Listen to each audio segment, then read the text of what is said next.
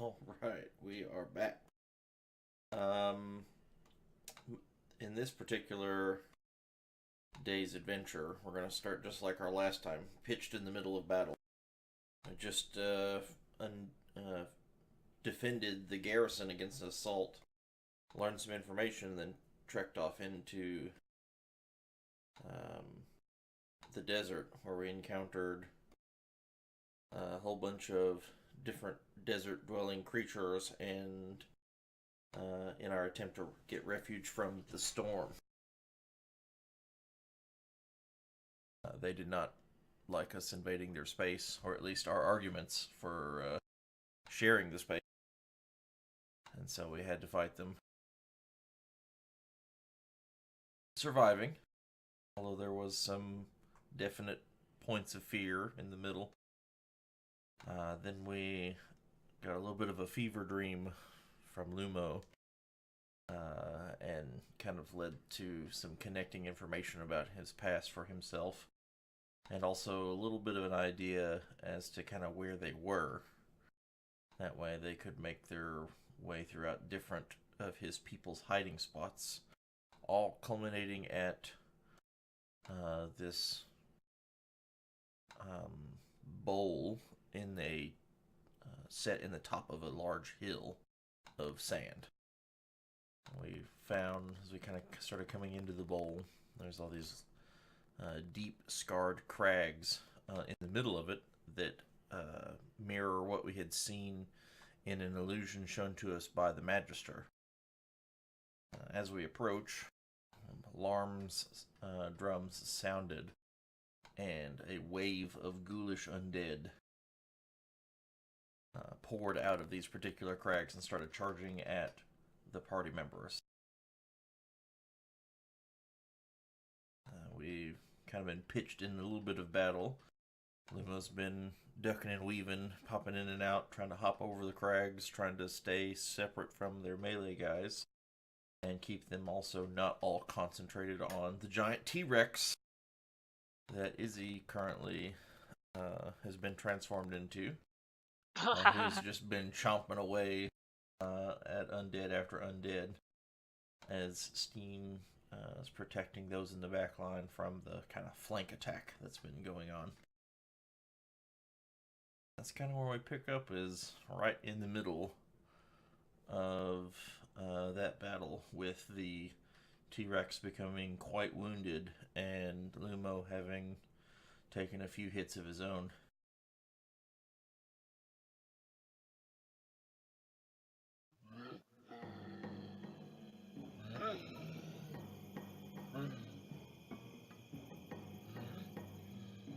Right at the edge of dusk, with the sun have already having set, and then just the tendrils of light from beyond the horizon. In the very middle of this particular bowl, the shadows have already started to take over as night begins to set in the middle of battle.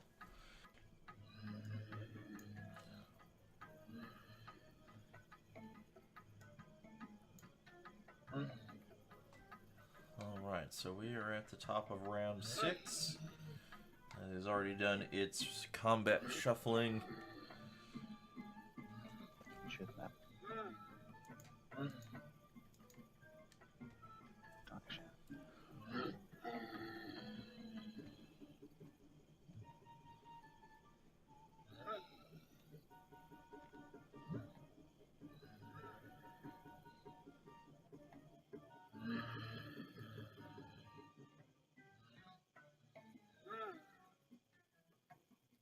I'm actually trying to look and find everybody.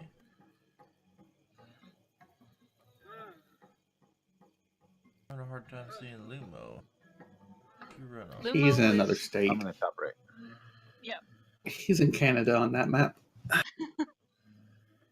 Sure is. Like the very right edge.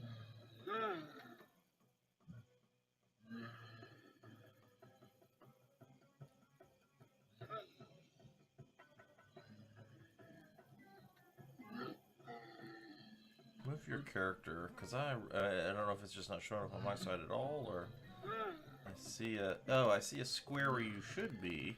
It's a little highlighted square, but your icon's not there for me. It was just a square for me at first too, and eventually his icon popped in. Oh, weird. Oh, there it is. Yeah.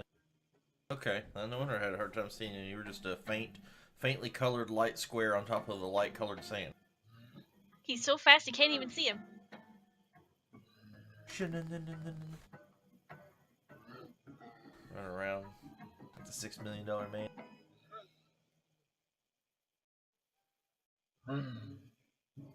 Okay, then.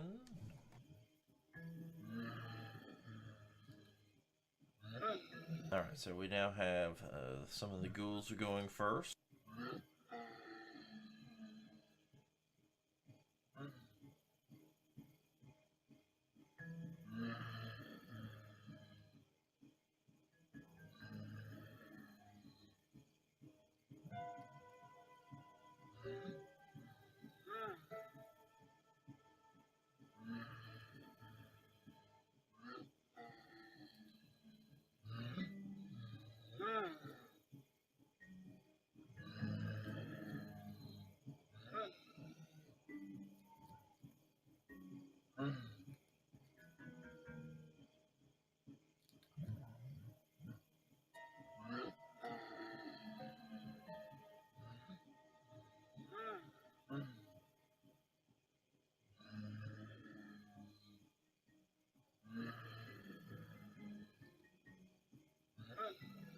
Alright, Bijou, you're up with one of these ghouls bearing down on you.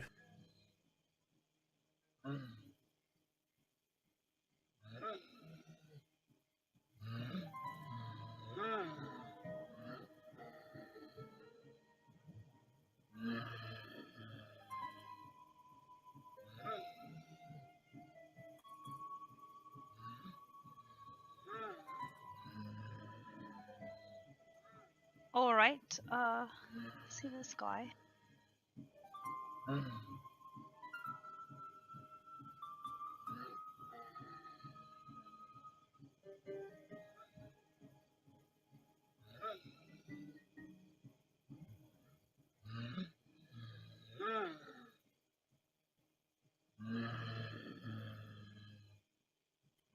And I use my bonus action for a healing word.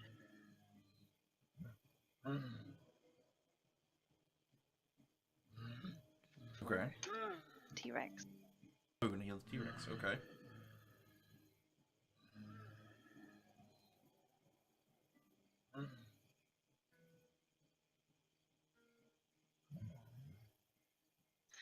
I use my action for dissonant whispers to that guy I just moved away from, and make fun of his mom.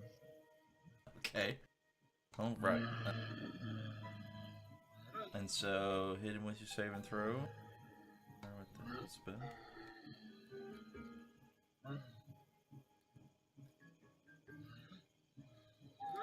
You can see in this particular case as your spell kind of lashes out at him, he seems to be quite resilient and rather fixed on you.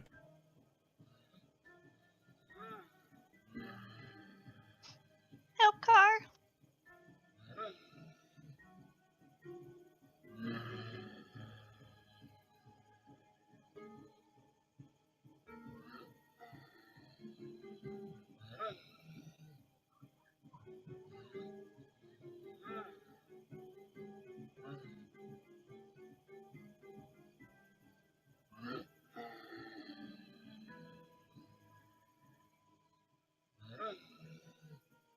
One of the ghouls comes up behind the T-Rex and just bites it on its tail.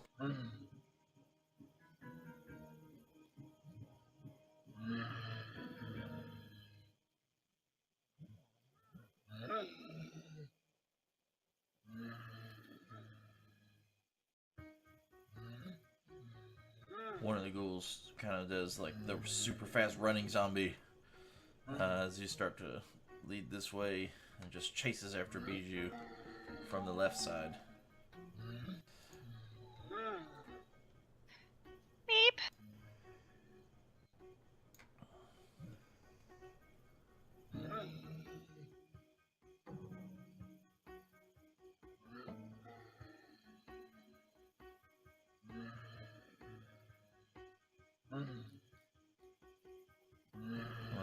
Imperial Ghouls comes after Steen, but luckily because he's got his shields put together, he's able to just kind of keep those out in front as the teeth just curl around the edge of the shield itself, nearly catching your hand.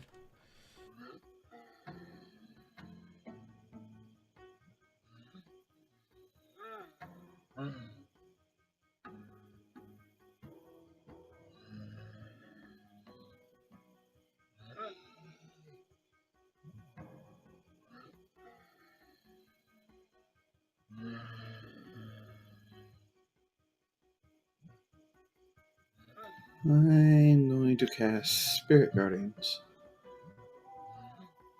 Ooh, okay. Interesting. That centers around you for like 20 feet or 15 feet. 15 feet. Okay. So they're when they start in this or walk into it, their speed is halved in the area, and they got to make a Wisdom saving throw or take 3d8 radiant or half.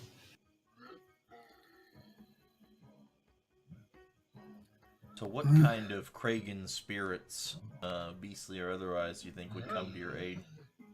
I'm tired of this fucking desert, so snow leopards just to counteract the shit. Okay. Awesome. Okay. Yeah, so a pride of snow leopards. Radiant holy, composed of radiant holy energy, stalking the little area surrounding you as it begins to just kind of glow with a little luminescence, starkly contrasting the incoming night.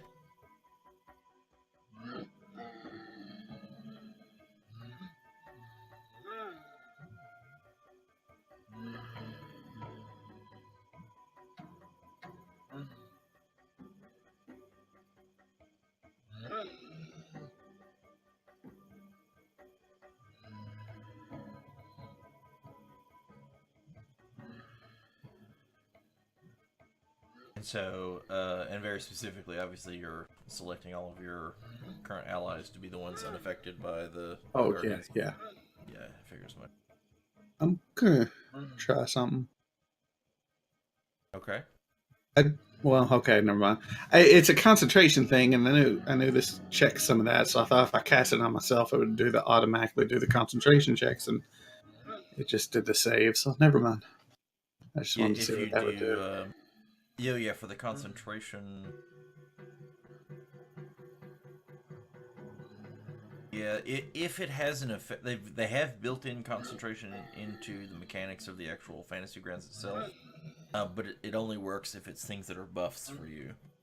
So you'd like if you wanted something that did something like this that wasn't like a buff or something that went on you for maintaining, you'd have to create a little effect that had the little C in parentheses concentration thing that you could just add to yourself and say, what are you know, this name and with the concentration. That way, if someone attacked you, it would automatically do the. I mean, we can always just handle it individually, but it could be set up now as something automatic. Okay. Excuse me. Okay.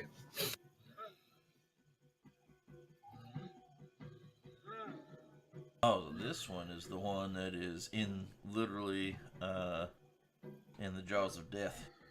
Nom nom. It's getting its crunch on. So it is restrained. Just means its attacks have disadvantage and it can't move. Okay.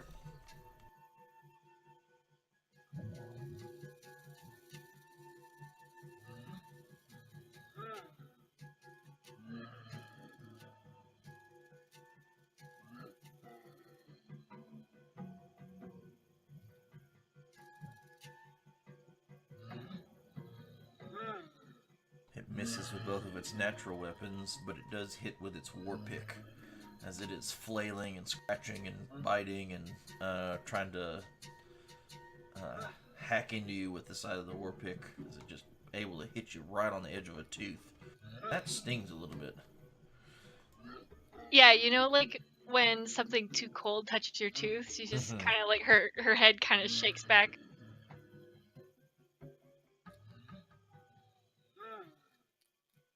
I mean, all the more uncomfortable for him as you kind of start shaking around. He's violently being jostled inside of your jaws as maybe doing damage to your teeth is just it's just as bad for him as it is for you.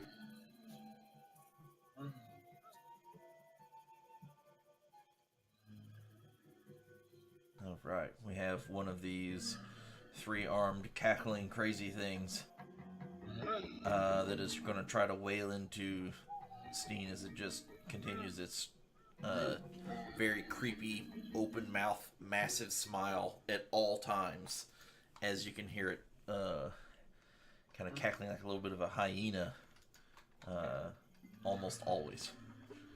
Just constant.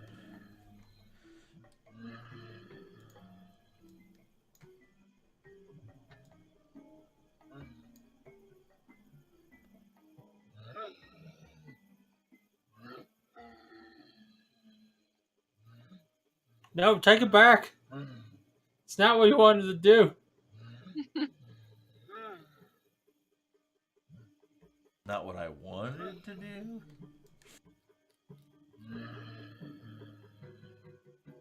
Yeah, you totally don't want to do that. Yeah. I'll get you in about 10 turns. One of these days. Ow! Right in the kisser.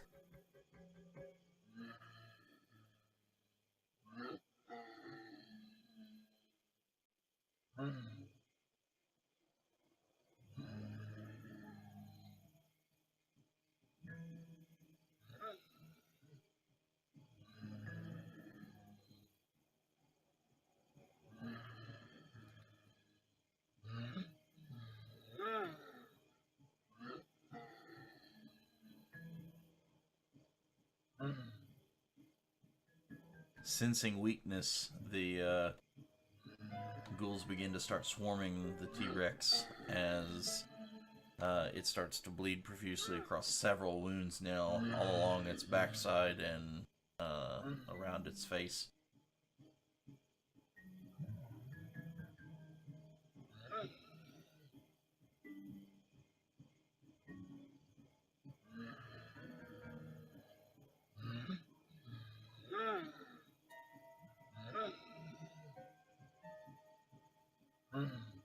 Although it still remains its extreme resilience to this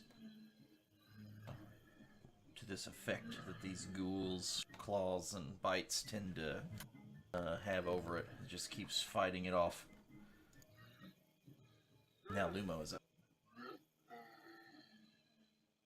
I've been running away. I'm going to do a little button hook and run right at this guy.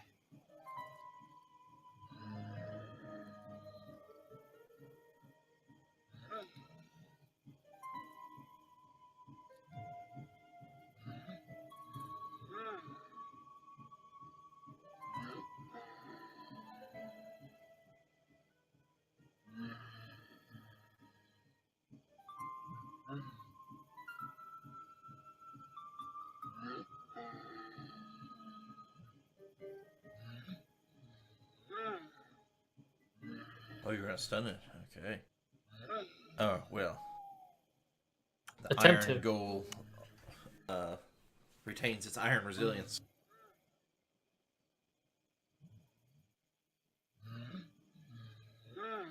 Rolling a natural 19. No, 19. Alright, let's try my haste. Wow, shitty rolls. So that was 20 feet, so I got 80 feet left. Yeah. And so that was your. And gone. Let's see, you didn't use your. Yeah, I you had did. Never mind, 4 yeah, attacks. Yeah, 4. Yeah, jeez. So many. But you didn't use flurry. You used just the regular bonus. Just the regular bonus, yeah. Okay. Yep. Realm. You can see more than anything this Iron Ghoul having chased you all across Timbuktu, all the way from the other side of this giant crag. You getting away, and especially at this speed this time, is becoming exceedingly frustrating to it, as it becomes very rabid. And what seemed was before a little more controlled, especially some of these more powerful ghouls, seem to have not just sentience, but some intelligence to them. You can see it becoming a little more feral at its exasperation.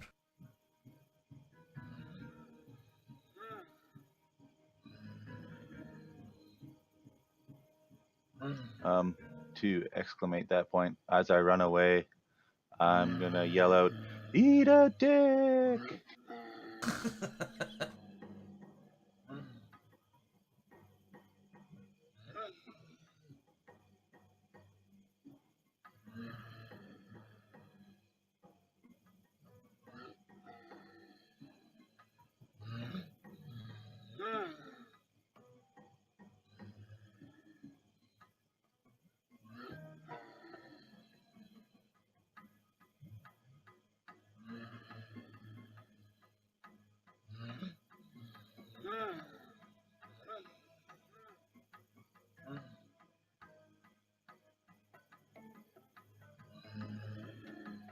Can't quite make it. Can't quite make it to the T-Rex and attack also. But you can see that, especially with their very little other targets up in this area, they are just swarming. Zerging. Even.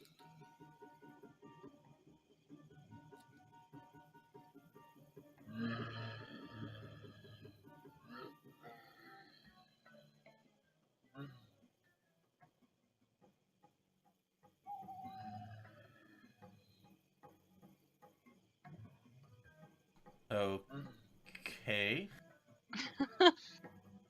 The double deuce. I'm okay with this. Two You ones in a row.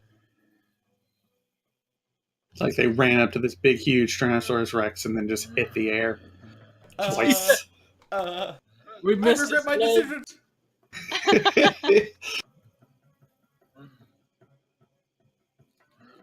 I imagine she's just kind of thrashing about at this point, just Yeah. realizing that she's getting taken down pretty much. Yeah, at this point, your feral instincts are starting to become even more powerful. With all the damage you've taken, even what little mental capacity you had that was your own, is really starting to be taken over by the nature of the beast.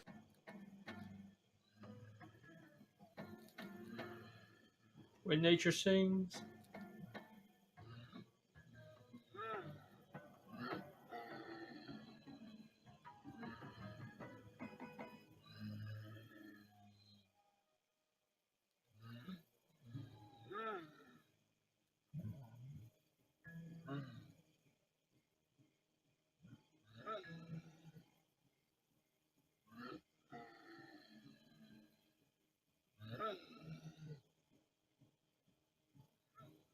Your luck would have to run out eventually. Mm-hmm. Kind of a big target. Oh no! That exceeds by 2.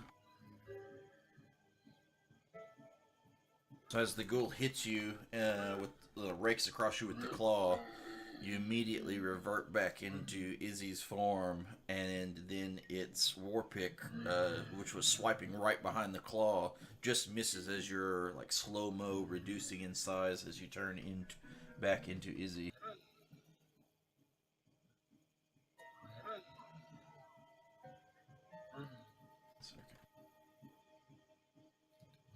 No, no, not the T-Rex.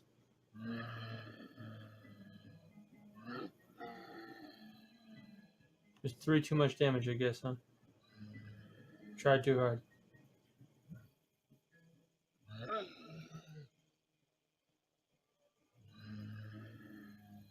Putting you here, just out of the range of all of them. as they all swarmed around the size of, the large thrashing T-Rex creature. When you shrunk down, now you're just out of reach of all of them. So for this one's whose turn it is.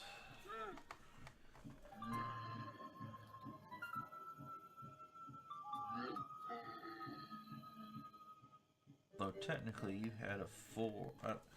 So it does initiative order based on ties go to Dex. Yeah.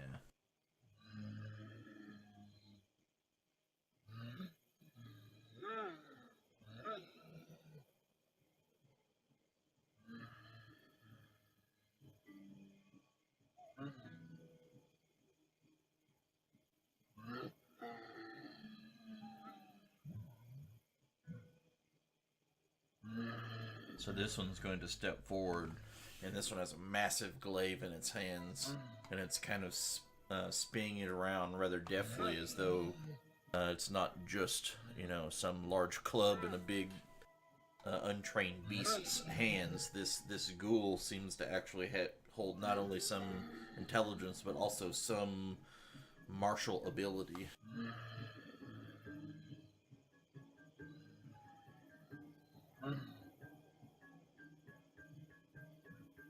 Some, apparently.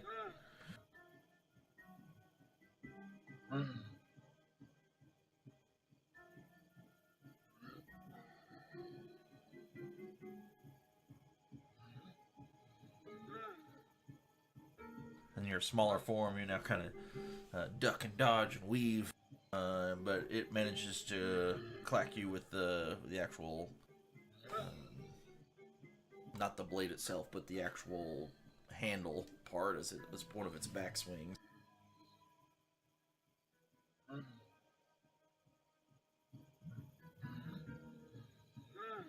And it's your turn. Oh boy.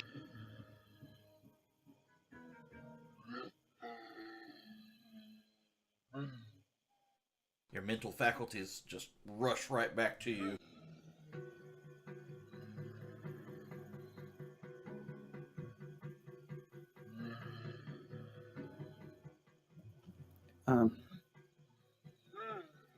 So I swipe back out at him, and then spin away Right, with my dagger in the other hand. Yeah, since you have the your swashbuckler, so you hit it, so you can just run away. I yell at Izzy to fall back to me. As I run, I'm gonna chuck my dagger, returning at the one that fell out of the T-Rex's jaws. Yeah, technically it would still be. It's no longer restrained, but it would be.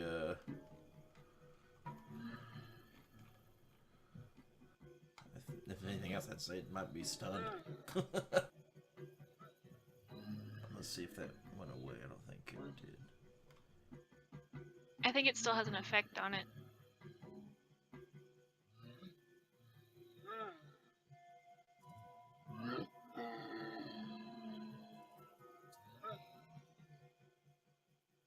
There we go. Pink. Pink.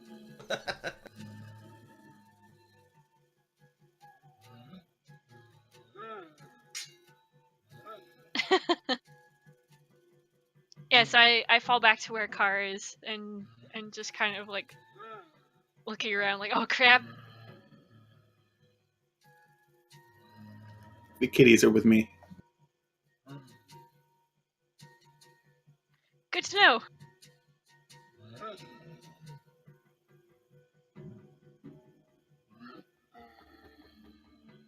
This one just kind of charges forward after you guys. It just barely enters the realm of this protective area as right at the end of its movement. So go ahead and since it entered your area or whatever, hit it with your best shot. Aye. So to speak. Fire away. I'm glad other people get random little things. Okay, so it does succeed on the saving throw. Takes half damage. Half damage? Okay. Ooh, poor Shite rolls. dice. Poor rolls.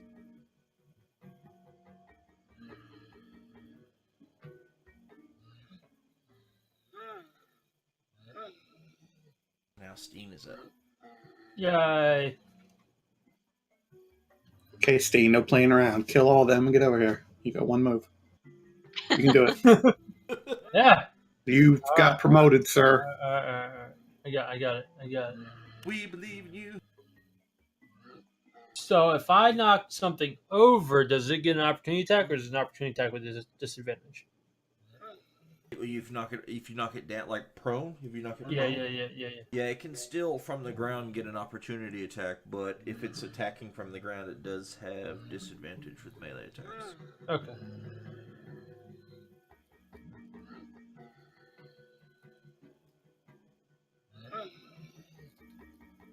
Well then, I'm gonna do another Earth Tremor. Okay. Tremoring and Clicking the button. Oh, damn it! a 19 and a 20, natural 19, natural 20 from the two ghouls. One has a +0, and the other has a +2. Oh boy. And you know what? This car is beckoning me. 18, 19, and 20 for the last 3 saves from ghouls. Those lucky bastards. That actually had a really reasonable chance of working. Poof! Misty step. Okay, yeah, popping out just to the other side. Boop. Are you gonna stay? Are you gonna move in? Okay, excellent. Mm-hmm. Move it all in. Teleport then run. As long as those ghouls can't do fireball, we're okay. Nope, that is the Drad. Yeah. Your party wiped. Damn it! I played right into his plans. Mwahaha. No such thing as party whip when Lumos around. Roll luck for everybody. He just runs away. Yep. Yeah. And Yeah. I really needed to go first this next order, and that Can't catch me. Yeah. You need to go first, but instead, you I the low roll. I got stained. Sure did. It's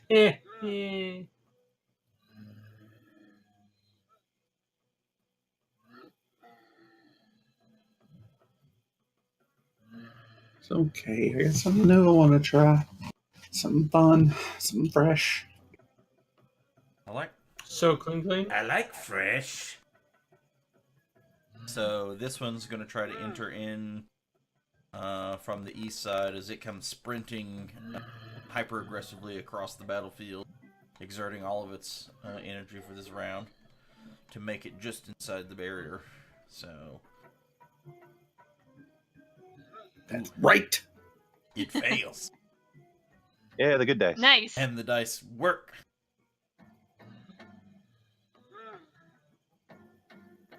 And then Lumo's up.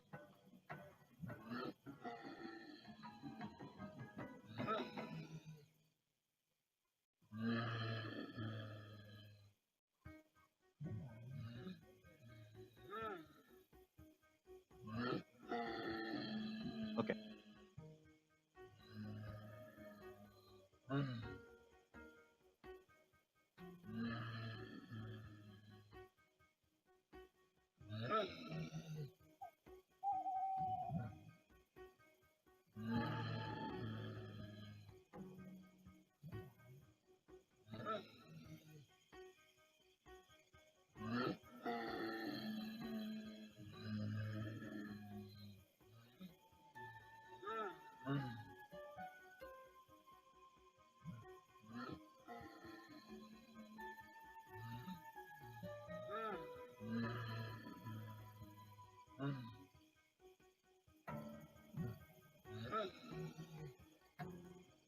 All right, we're going to bust out my decanter. Okay.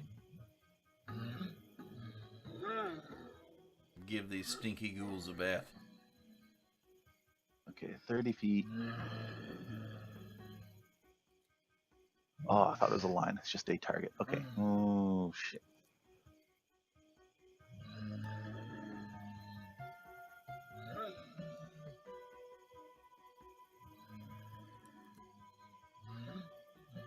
Okay, no, we're not gonna do that. I was thinking it was a AOE. It is not.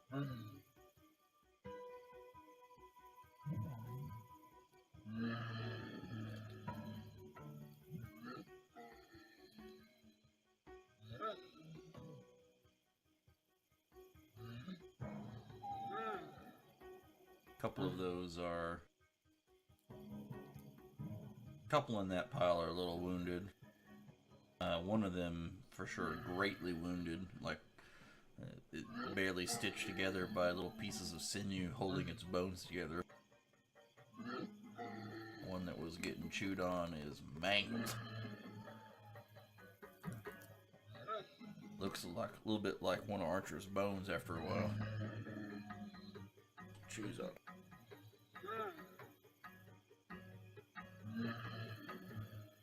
I'll go after this. Lumo's running a bit of a marathon as he's sprinting around. Bam!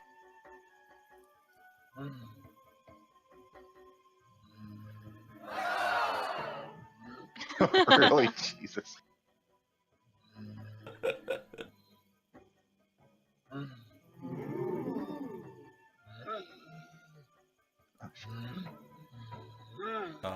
Just for Bob. This is his favorite.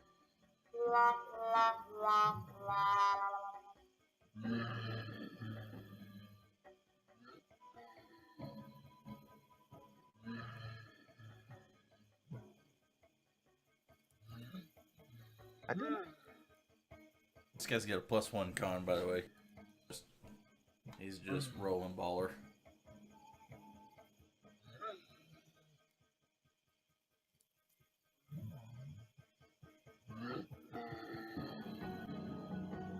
And a 19, and then a 4. All right.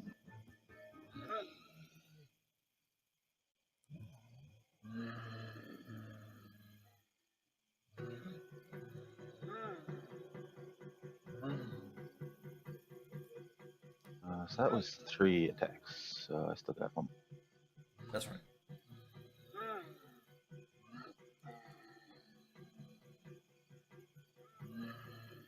Of course, the one that he's stunned at, I miss.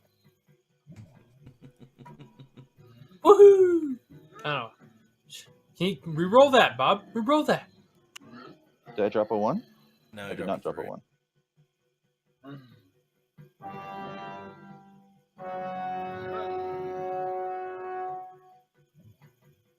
I was hoping you were that lucky. Alright, there's that. Alright, so this one, who has gotten really feral, looked like he was going to be pulling out his bone crossbow as he started running away, and you see him just start getting just like going bananas. He just takes off, sprinting towards you.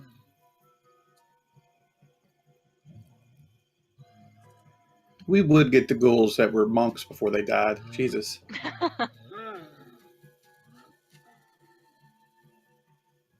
I mean, if this is where Lumo came from. Oh, hey, yeah, important question. None of these are like my size, are they?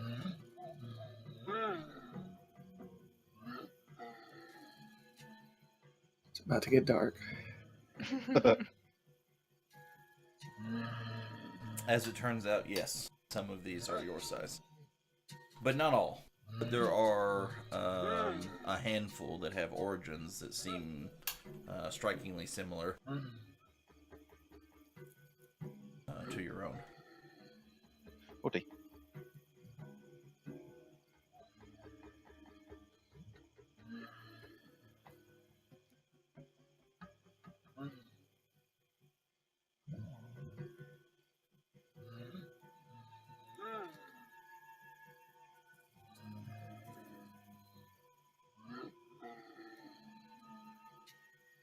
and this one's gonna rush into the edge. So if you want to go ahead and hit it with the spell, Oh, I do. you know, you could choose not. I actually don't even think you can choose not to. And their speed is halved no matter what, or only if they're affected. Let me look. Actually, Let me double check. I mean, it's so, yeah, it's not that big of an area, but yeah,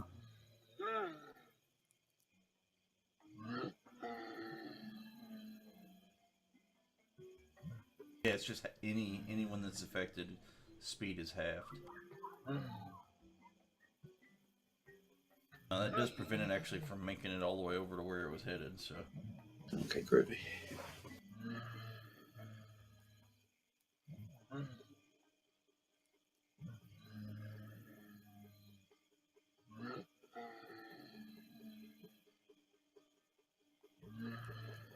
and then next.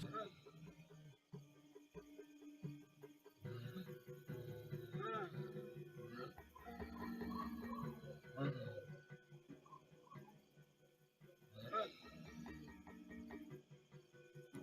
yeah, it's not gonna make it to Steam. The half movement.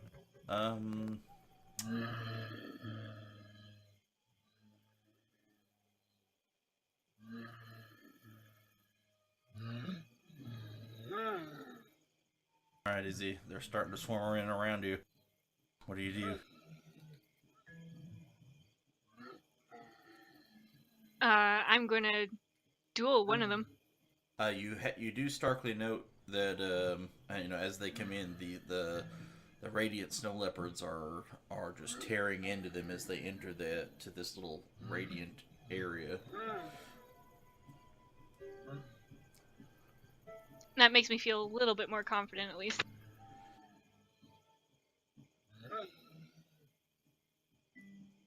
You can see them like occasionally instinctively swipe at one as it, you know, like runs through them or around them or whatever, and then their swipes just kind of go through it, and they say that they're not really unsettled by that, but you can see that it just pisses them off, which, you know, that's good.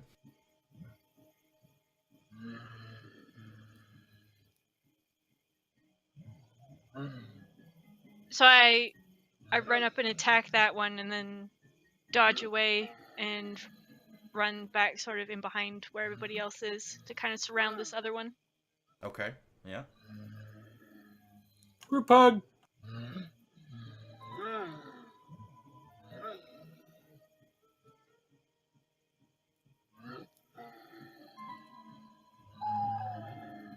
And next. And then These guys are saving like mother truckers today. This one starts its turn here, so if you want to go ahead and hit this one.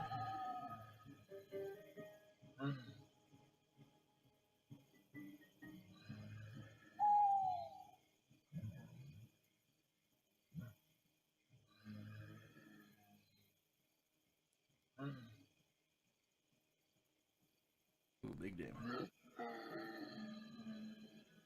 Nice.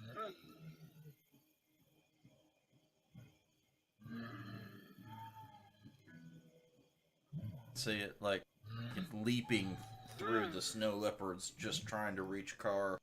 It's trying to swipe at him, but the like snow leopard like kind of charges at, you know, from the side and just knocks it off its trajectory off as it's kind of making this leaping attack. It barely catches its feet as it stumbles down, but misses Carr entirely.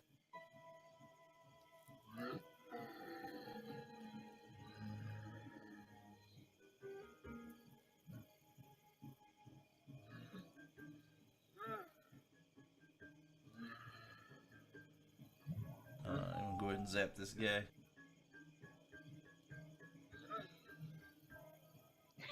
He's got one hit point left, so he's gonna get wrecked. Nice.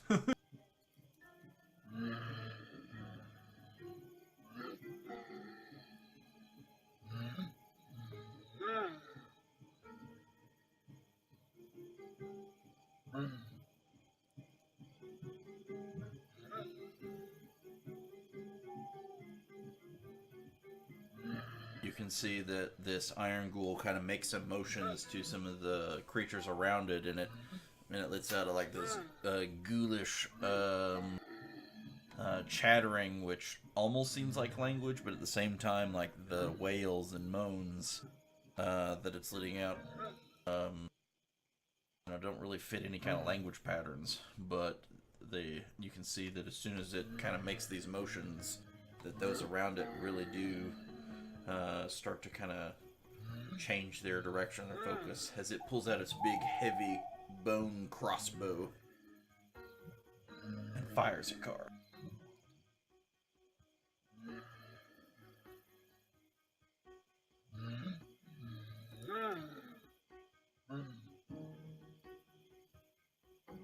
For not a lot of damage. I need you to make a Constitution saving throw for concentration. For 4 damage? I'm not always sure how concentration works. Yeah. So you have to meet a minimum of 10 on your Constitution save, no matter even if it's 1 damage, or lose the spell.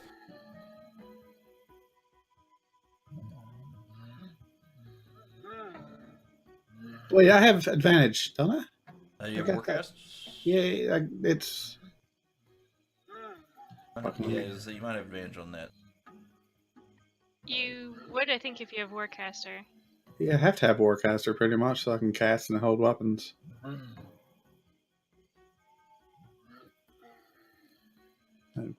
Fuck Warcaster then. The shittiest fucking thing I've ever had.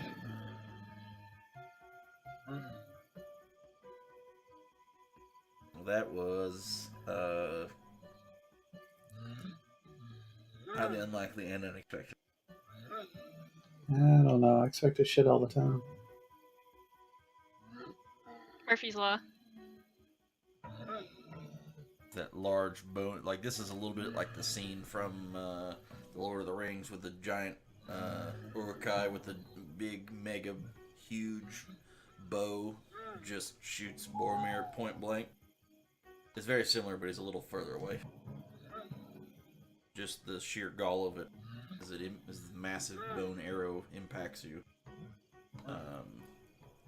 Your concentration fades, and the spirit guardians dissolve and fade into mist.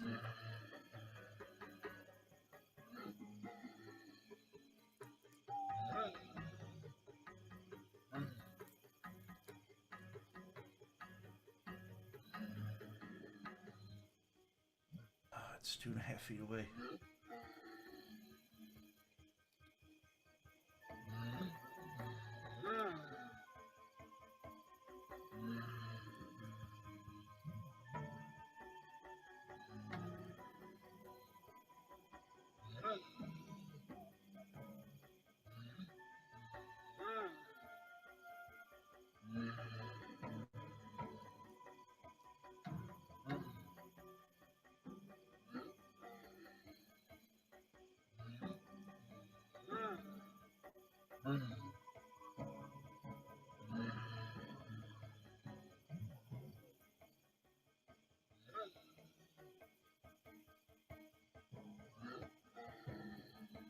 There's a couple of heartbeats later. You can see that the ghouls that were behind that big iron ghoul all seemed to fire at Carr simultaneously, as though there was some commanded, planned attack.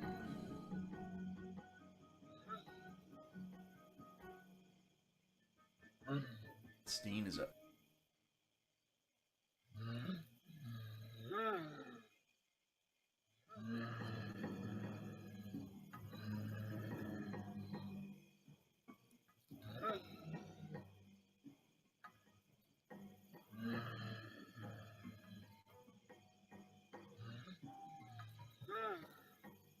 Don't forget to push your talk button.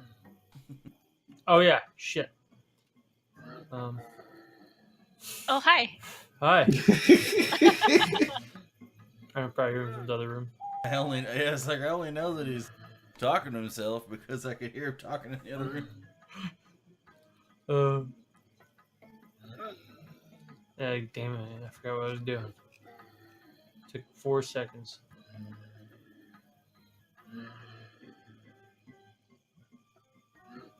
I wonder. Yeah, I bet the Dracools don't like being super close to me.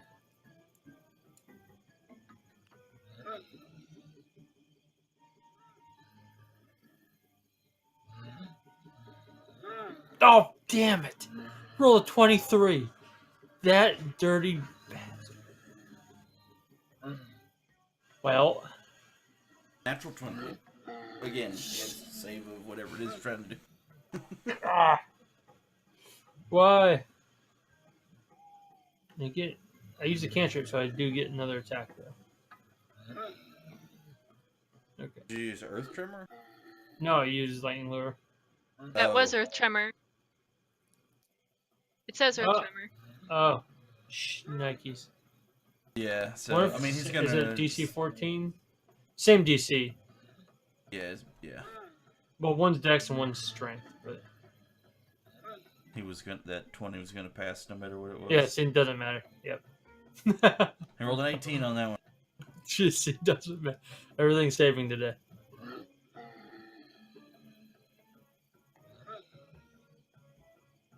Wow.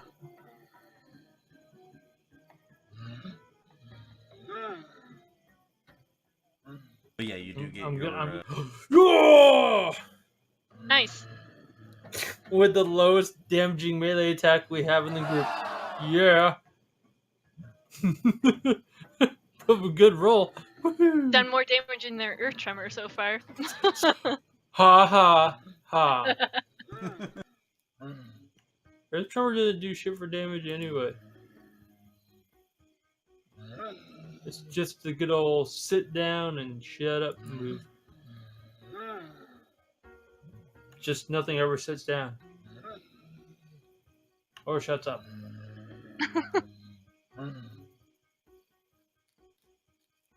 Got the first crit of the day. What are you guys gonna do about that? Come on, show me up. You It's not the didn't get the first. first crit of the. Is it not the first crit? Did I what?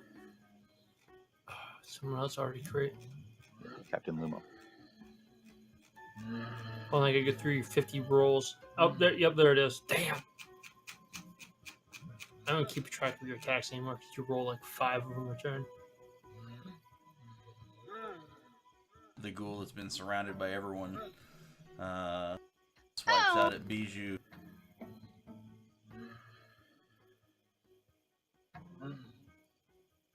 Barely raking the side of her arm. Forearm. It begins to You're gonna hurt pay for that, mister. immediately.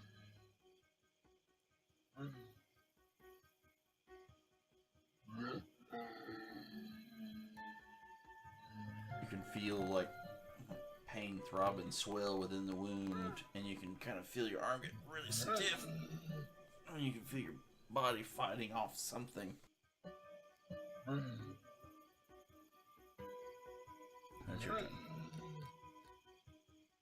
I'm gonna use my bonus ring to Misty Steps. I'm gonna look down at my rings on the other hand and wiggle my finger.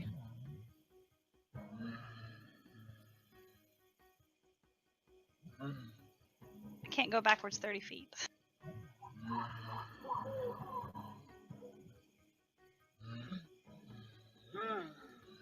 Yeah, I mean, yeah, technically you'll be off the map, which is fine. Yeah, those over there, okay.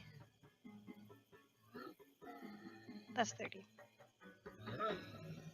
And if you want to go straight back, we can do that and just put you on the edge of the map and realize that you're a little further back than that.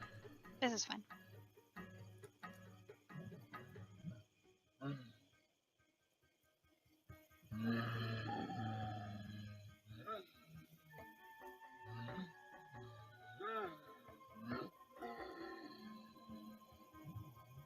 I yell, "Close your eyes!" And I cast Hypnotic Pattern.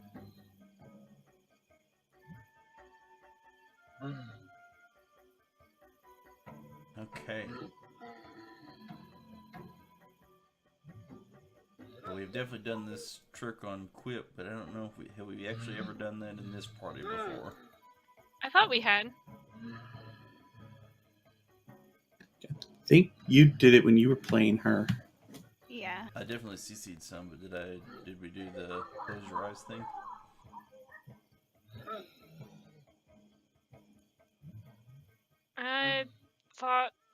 I thought we did, but I can't remember for sure.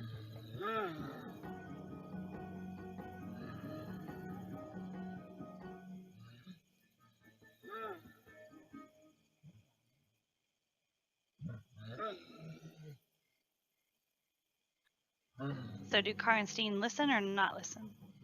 That's a good question. Both of you, let's say roll perception checks for each of you, Oh boy. and then we'll see what we got there. Apparently, I'm perceptive.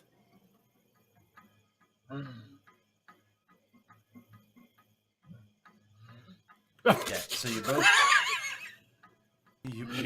you both clearly hear her command to close your eyes. I closed my eyes. I mean, the question is Only for a moment. Then that moment's gone. the moment's gone. There is dust on the wind. Dust on the wind. Oh, Jesus. Well, if I need just I close my eyes and my ears.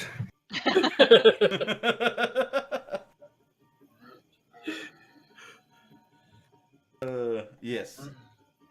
As we should all. Songbird of the generation. But it's in the wind, not on the wind. Mhm. Doesn't matter. Just minor point. Mhm. You know I don't listen to that minor point crap. Okay. So yeah. So you obey her command as this intensely bright flash of sparks go off in a rhythmic and intriguing pattern as everything kind of just looks at it for a minute, blinking their eyes.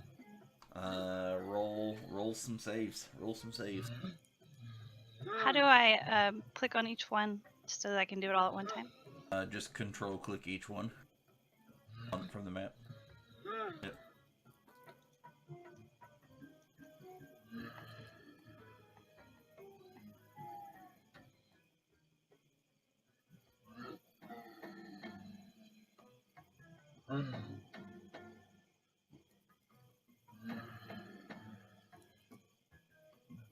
I fixed the other thing, Car, by the way, the Tempest spells. Now that you have 5th level ones, Okay, cool. That it was yeah. set as base instead of as wisdom, because technically they're normally from int casters, so it was adding your int instead of your wisdom. Okay, thank you.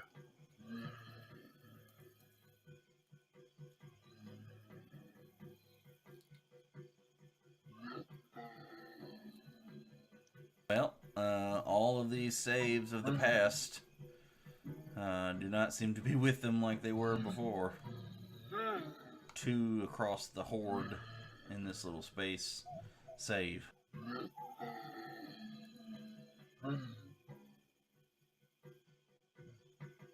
Alright guys, don't hit the guys that are asleep. Gotcha.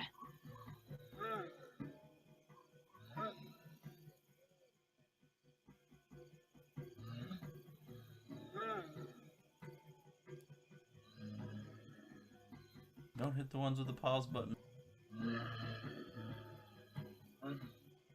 Well, that just wish I thought of something else I was going to do.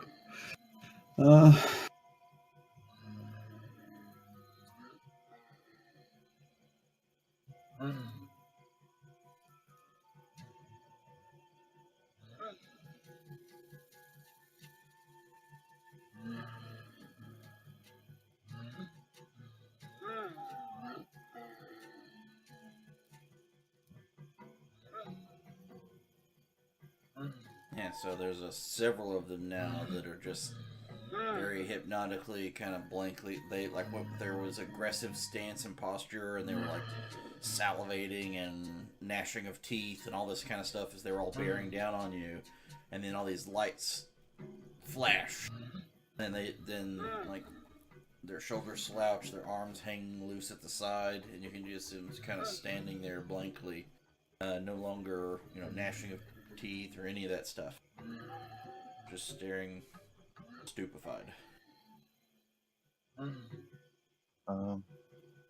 Question. Mm-hmm. Do you see the guy I'm targeting?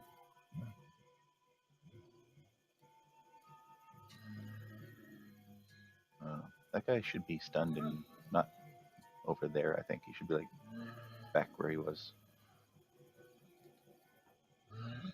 I thought. I did not remove the stun. Yeah, he was only stunned when he fell out of the jaws of one of them. Which one?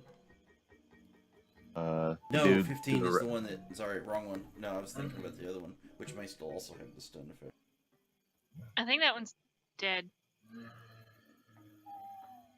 Oh yeah, that one died. Never mind. Yeah. It got shredded by kitty claws. No, you're right about this one here. The one that Lumo stunned.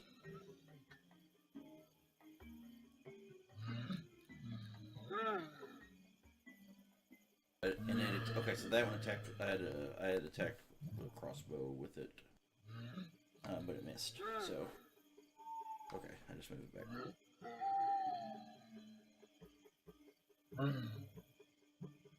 Oh, we are Ice storm. ice storming. Okay. That was.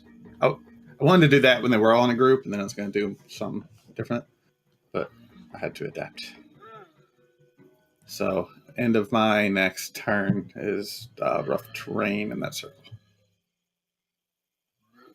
Okay, and so that's your second ice storm. I think that's number 2, right? I did a level 4 or something. No, that's 3. No, we'd hit him because we had. I don't think I've done ice storm on this one. You did. Yeah, because you stopped them. You slowed them down as they were all coming around the edge of something like right here or something. As they were all funneling in and around. They got. It was fog cloud. It was fog. The fog was right on you, like way back here. Yeah, I don't know, man. It was a week ago.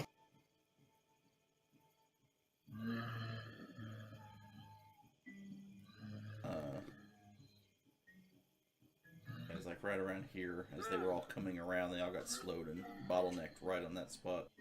Actually, pretty sweet.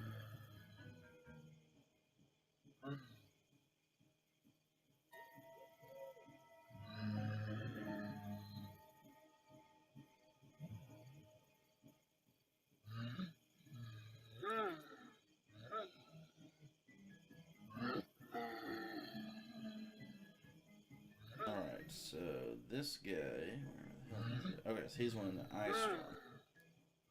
Okay, so he's slowed.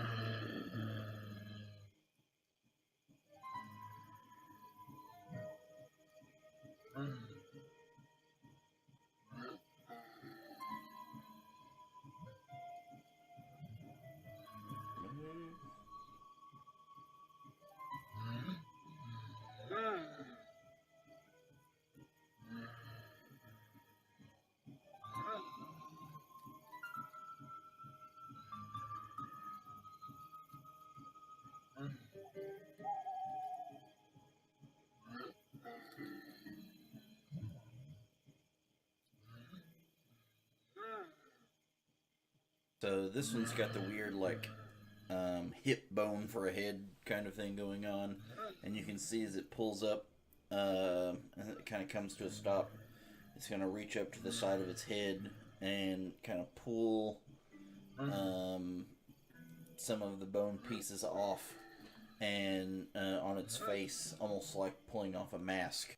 And as it does, this cloud of black energy immediately starts wisping out and expanding across a large area. With it comes very frightening sounds and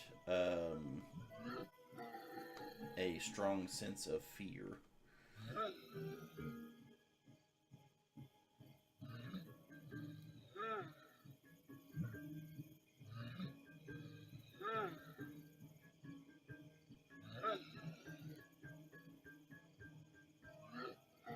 Oh, that's a big radius.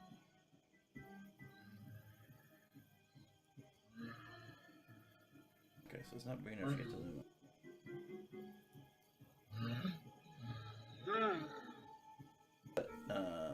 All the not undead creatures within 60 feet must make a wisdom saving throw or be frightened.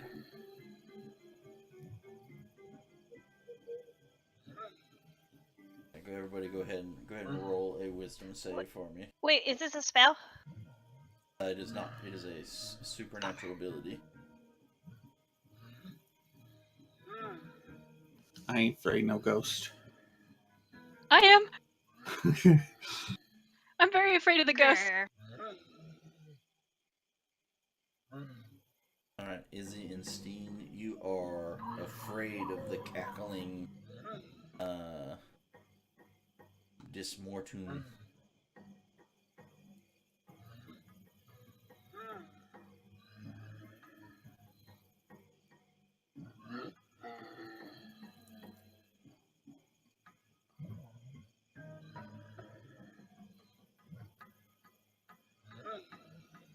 So very specifically, the frightened means you can't get any closer to it.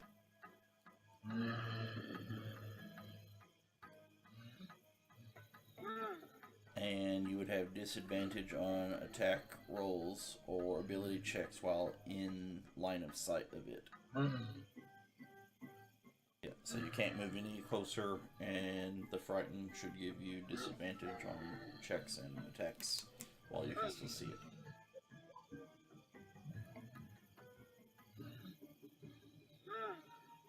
And back to the top of the round.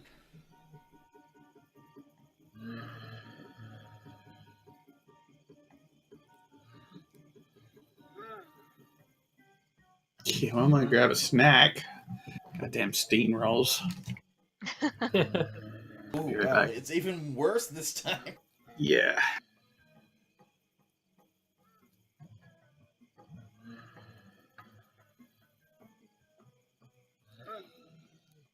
You don't have a lot of dicks, but you had to roll an actual natural one. Be there.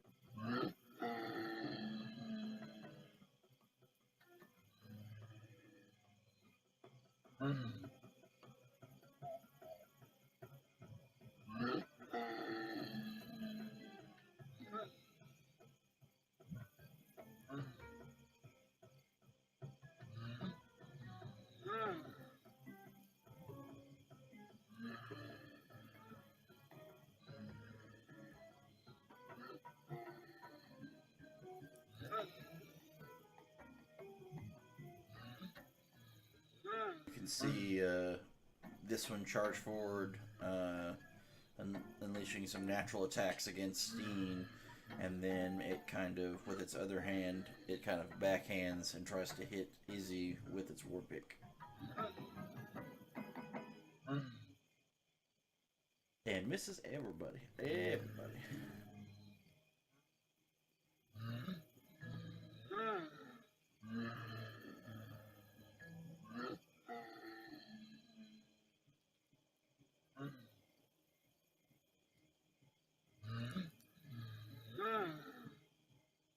That one's drooling, right?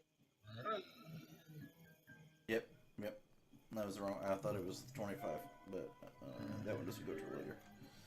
You're right. That's the drooler. Drooling. This one should technically still be stunned until Limo's turn.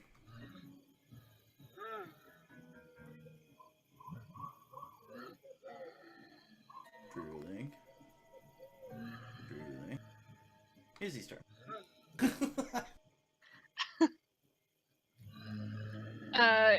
Izzy lets out a little bit of a whimper.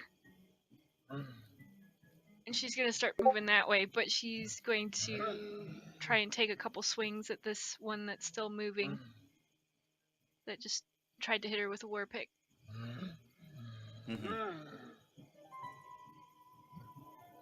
Yeah, so you have advantage on this one.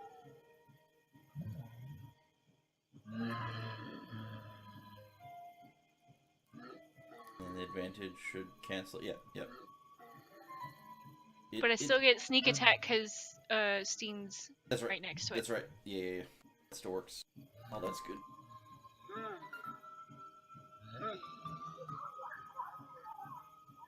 Not the best, but still good enough. She's a little shaky. It's okay.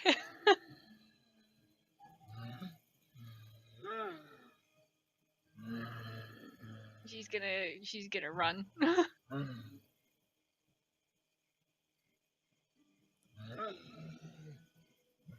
that Lumo's up.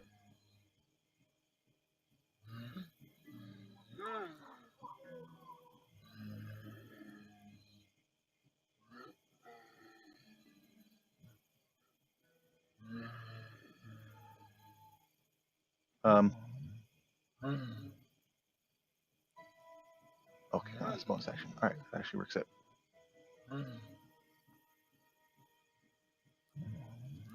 I'm going to bonus action some key. For the Uringa region. Mhm. Mm-hmm. So that should give me 3 key. You're level 9? Yeah. That's monk level 3, is that right? Yeah.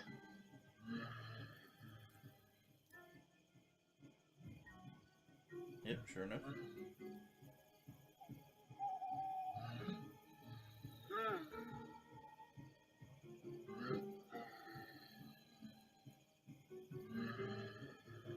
Alright, I'm gonna kind of do a bit of a sneaky route, avoiding this iron.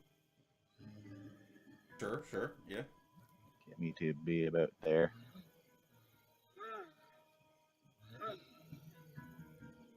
And Serpentine. yes. And I'm going to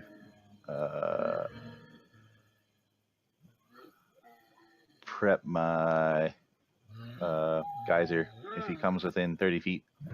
Or rather, if he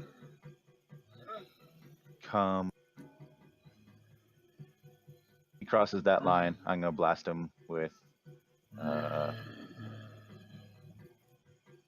no, 30 feet. 30 feet. If he comes within 30 feet of me, then I'm gonna blast him with my geyser.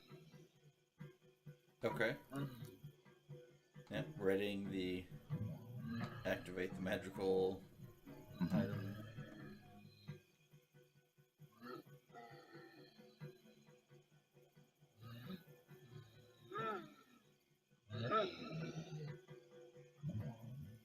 So this one is slow.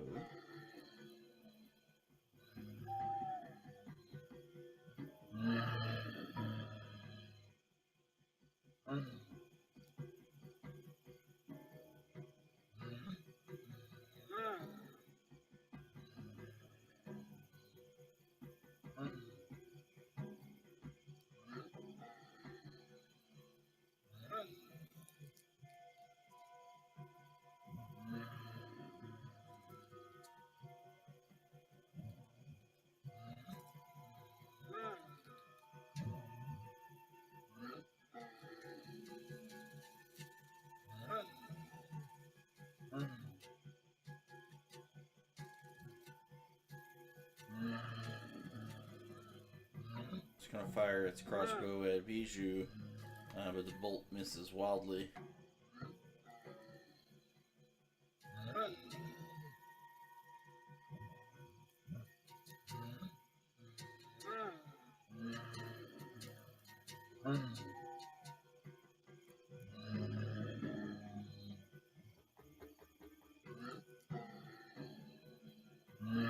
Just let me roll an intelligence check.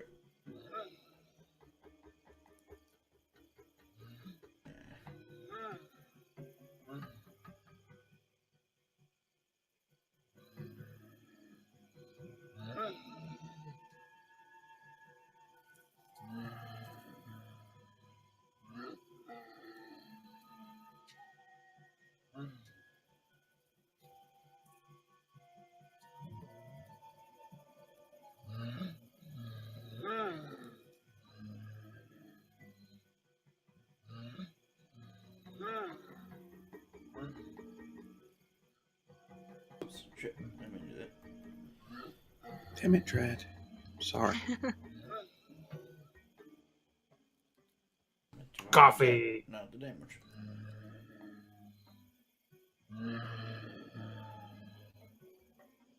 Yes. It's better.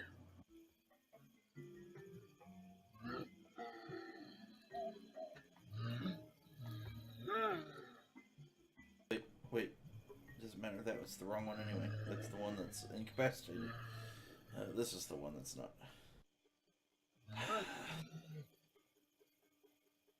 It's Beachy's turn.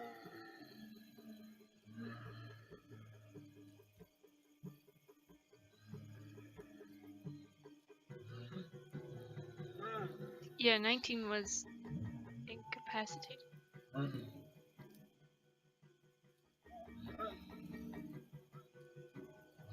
It's a lot easier when they don't have all the. They have some other effects, and so the incap gets buried, and and so it's harder to see with it being buried. I understand.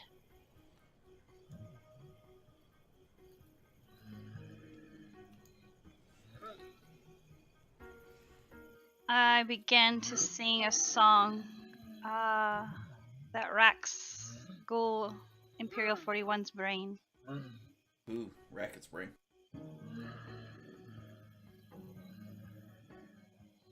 With a natural 20 on its save. So it takes half, I think. Mm-hmm. Oh, Apparently I need to work on my singing skills. maybe his ears are rotted off. You're currently concentrating on keeping all of these ghouls at bay, and that's taking up enough of your attention that your other singing and stuff missing notes and doesn't quite have the effect that you would expect it to. So instead of sounding like a haunting Halloween song, it sounded more like a Christmas song, and it just got mixed up. It's okay. It was more like Wolfen singing Dust on the Wind. Yeah. Dirt on the wind. Oh, I want to move away. Dirt on the wind. Okay, I'm going to attack Steen in my turn. That'd be dirty. Jesus. I cast Gust of Wind then. How about that? You know, just a breath of fresh air.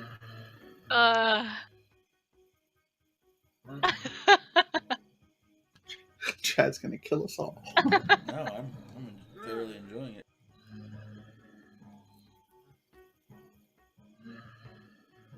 Seems like cars full of hot air.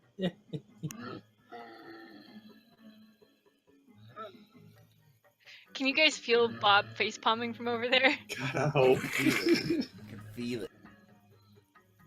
Coming in the air tonight.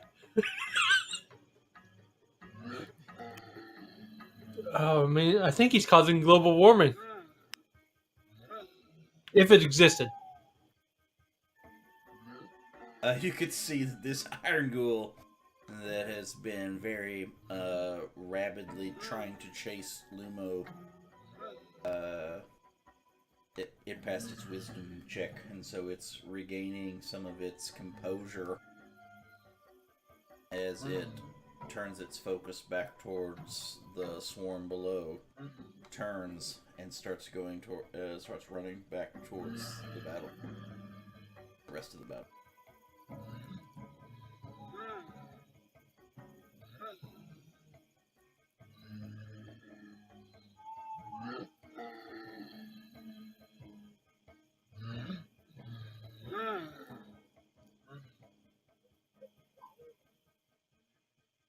Steen.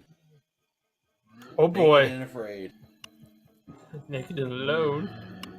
Oh, is that what the little frowny face means? You're afraid? Ah. Yep. Yep. Afraid. Pause All right. is incapped. Pause button is incapacitated, and the Frowny face is afraid. What do I have to do to get a happy face? That's a good question. Oh, two of these are incapacitated. Shit. Damn it! The opportune moment to earth tremor. I feel you, man. I You're feel hell you. bent on that working. All right. That's all I got. That's not all you got. Well, you know, green flame blade. Oh, I know. But earth tremor's cool. The other one just makes my sword green. It's okay, but I mean, It would be cool if it ever worked. it does work. It worked on the sandworms and the giant. It actually did, yeah. You knocked down the giant.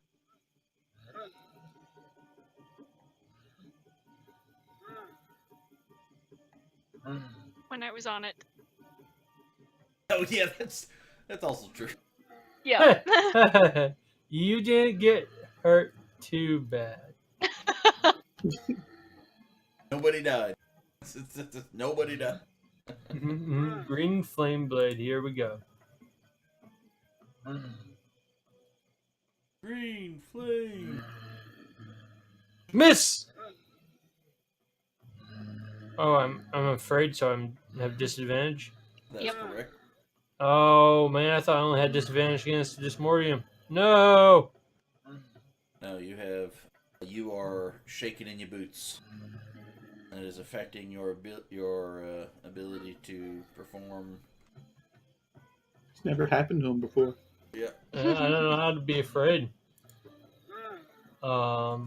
Nuggets. So you You cast know, a cantrip. I'm good. Yep. I'm going to try again, I guess. Man, Your regular attack. still afraid. Bummer.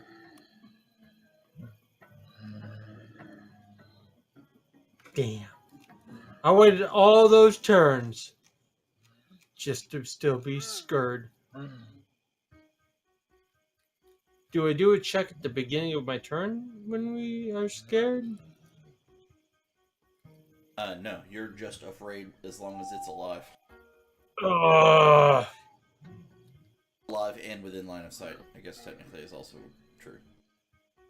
If you're able to break its line of sight, that'd work.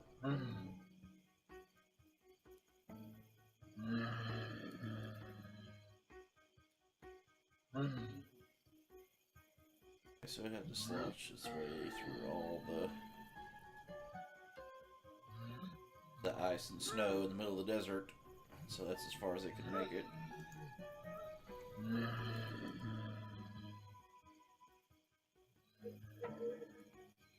This one is not the in-cap one.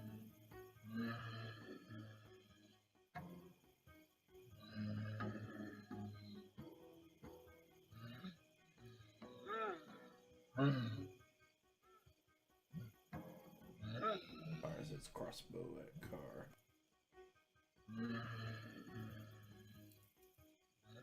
Whose turn it is?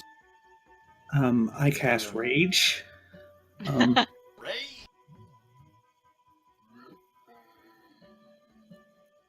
Used to be a good spell.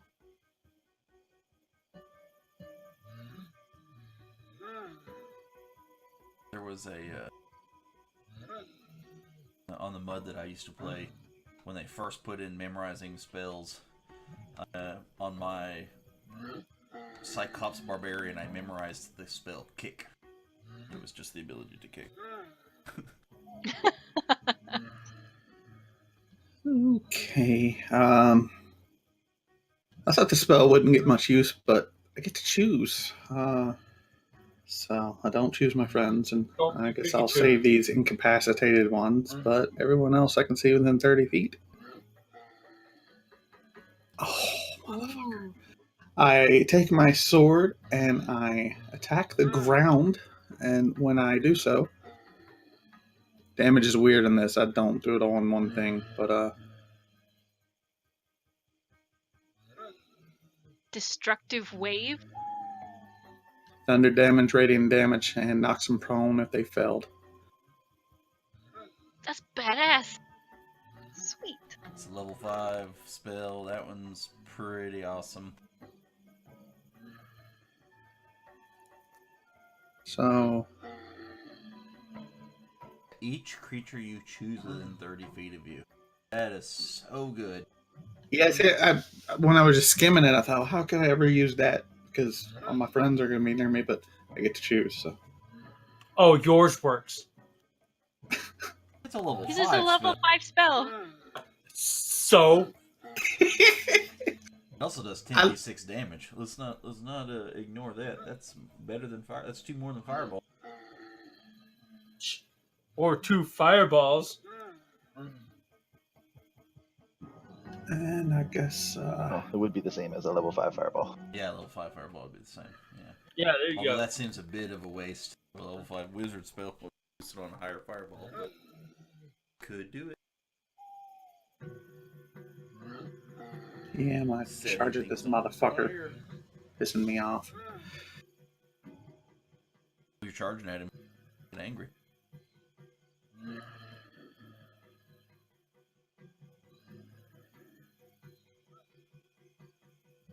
I don't suppose that would inspire Izzy to not be afraid anymore. That maneuver. Inspired perhaps. Not afraid. I'm sorry. Okay, well she's gonna keep running, but there's this lone guy over here. She's gonna try and pick him off if she can. Is 41 dead too? Yes, some things did die. Hold up. Okay.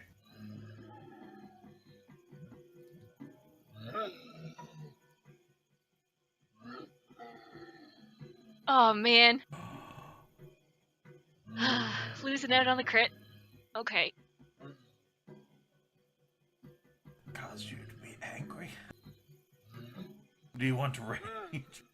I mean, on my other character?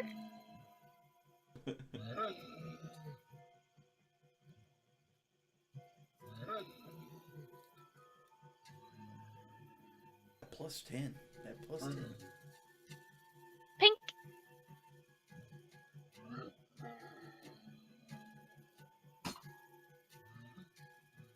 That's all I can do, I think.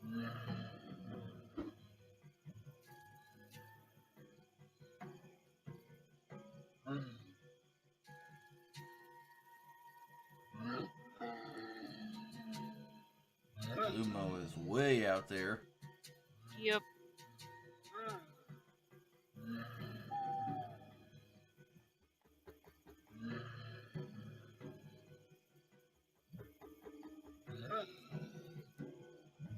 We can run 100 feet in a round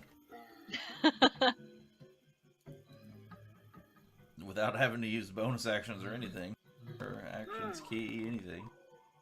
Just remind him of who his focus should be.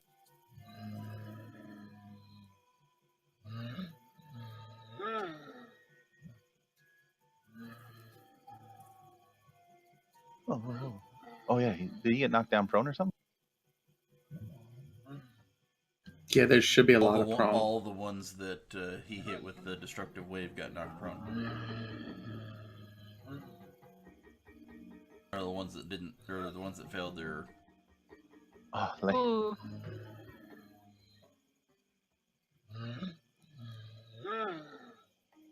in that case, I'm going to go to about here then. Yeah, so most of them are inkept or prone at the moment. I'm going to quaff a potion of healing. Okay. Sweet. Oh man.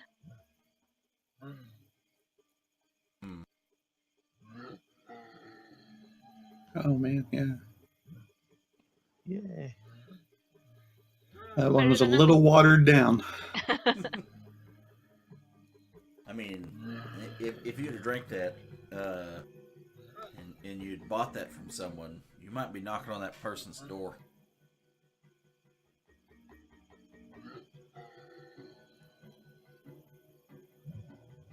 Okay, so this guy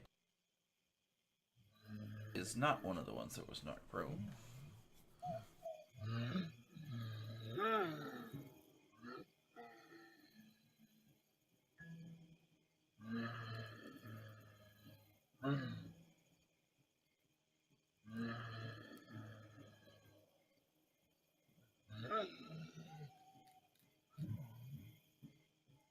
This is one of the slightly smarter ones.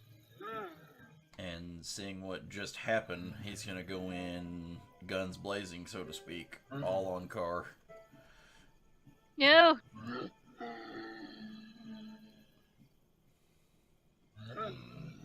Okay.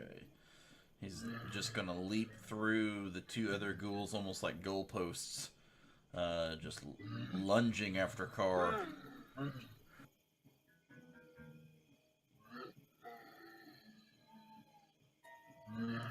Teeth first, claws first. Missing with both.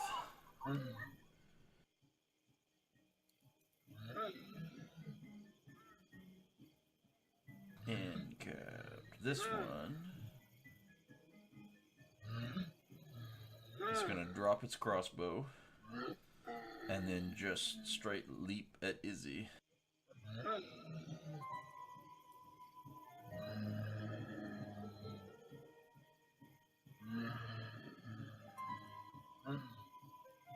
Just a dabble, do you?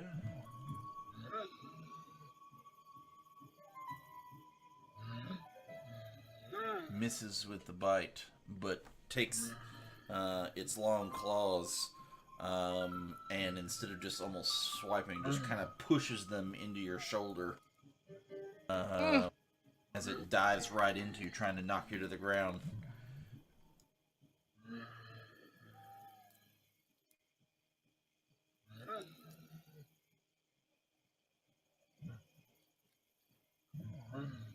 You can feel like an extreme throbbing pain from the wound on your shoulder where the claws dug in. You can feel that your arm starts to stiffen, and then you just kind of work through it as the ghoul's paralyzing effect doesn't take hold.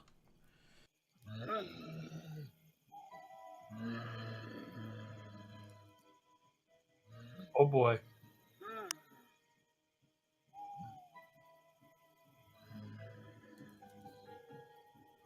Well, Mr. knocked on the ground.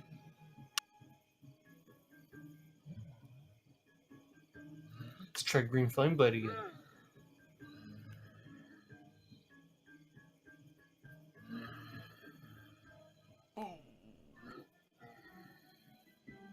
That's rough, buddy. I tried. There There you go. 1d4. Yay! 5. Oh man. Yeah. I'm effective. I am effective. As long as they keep trying to hit you and not. Yeah. Meat shield.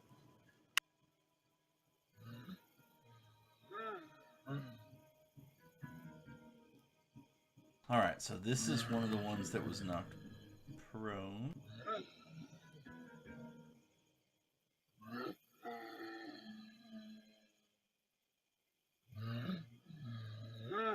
It's gonna stand up.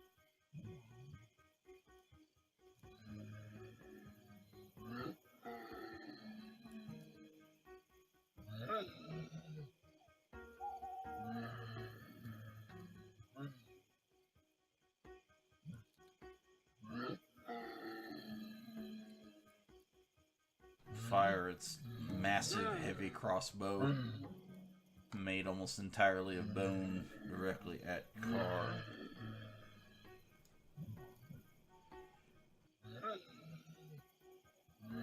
For not a lot of damage, really, for what it should be able to do. Hey, cut it out. Leave my friend alone.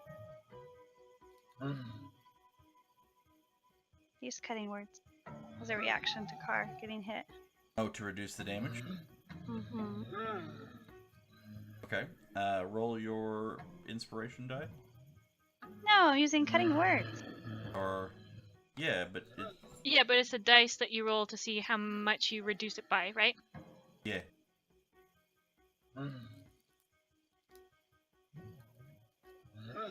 Oh, my. Okay. I see what you're saying. Yeah, it uses one of your bardic inspiration die. Okay. Reduce it by 5. So, Car, if you'll give yourself 5 hit points back. Okie dokie. Woohoo!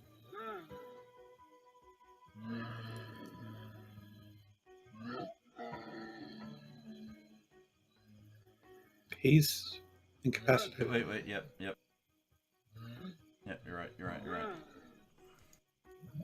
It's your turn.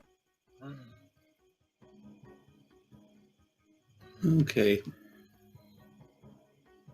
It's bonus. I am casting Spirit Weapon. Ooh, okay. Yeah, spiritual weapon. It should be a Moonblade. Fancy. Mm-hmm. And I'm gonna take as my action a swing at this guy.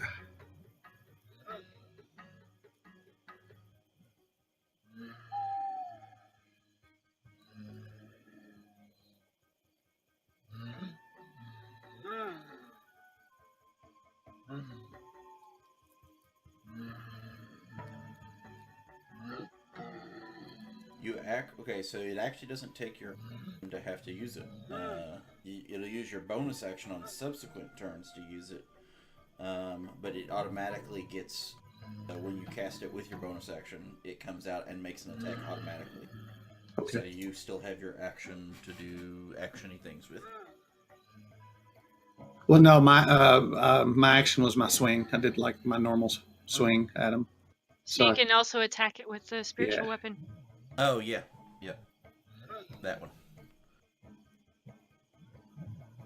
Is it advantage? Do I? It doesn't count constitute as a creature, so it doesn't actually give the flanking advantage. But he is on the ground. But he's on the ground, so it'll automatically do that when you attack. Oh yeah, okay, yeah, I did that. All right, cool.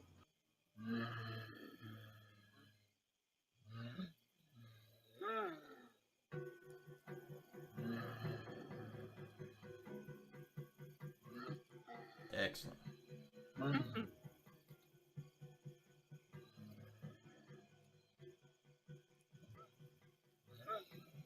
That one's prone. This is the one that's been nearly bludgeoned to death by Steen. Mm-hmm. Slowly over time. It's gonna stand up, and then it's gonna try to crack back.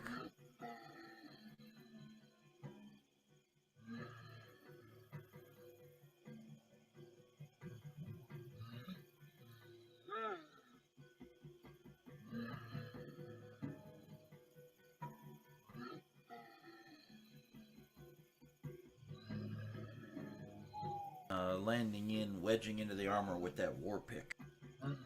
Although you're able with your shield to fend off its natural attacks, which you deem to be by far the more dangerous of the attacks.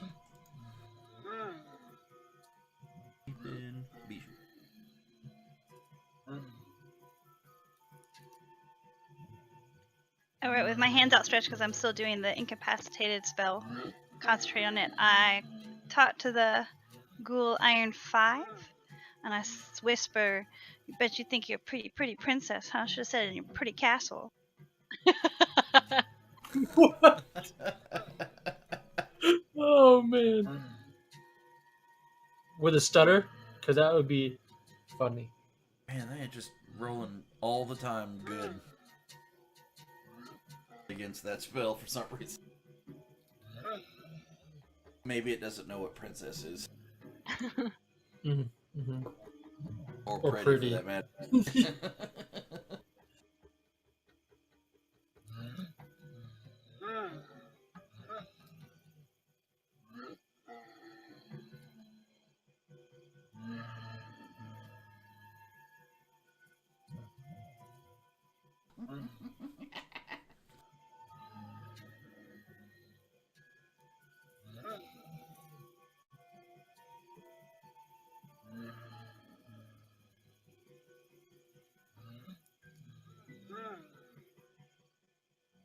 like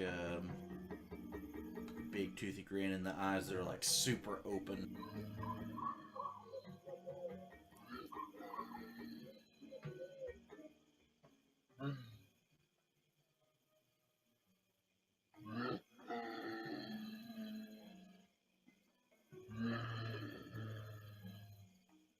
That's it.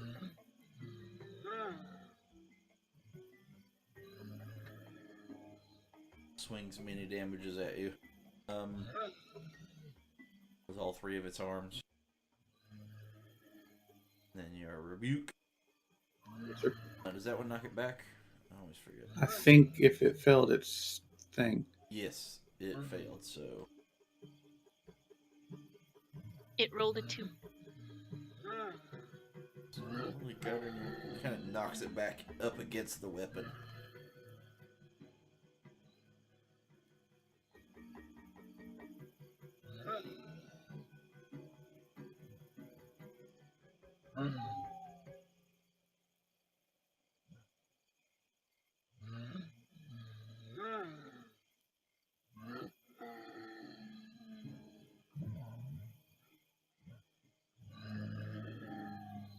This is going to stand up.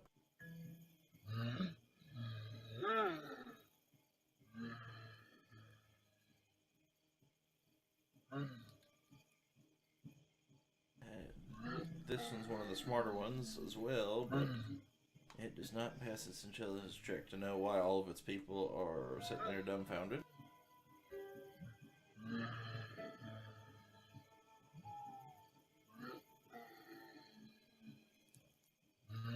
The one thing it does know is this thing just blasted everybody down.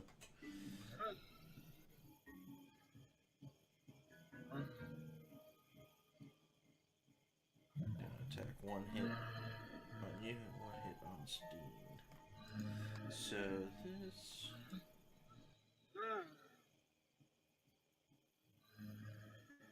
kind of try to deflect it a little parrying with your sword, but it just chomps down on your actual hand.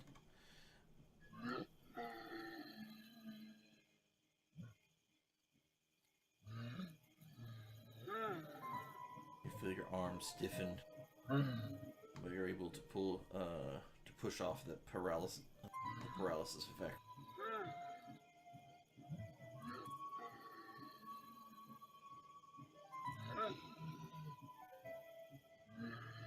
And back to the start of the round.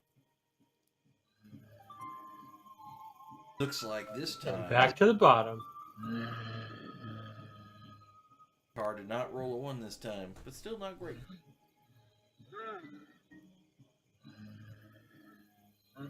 Is up first.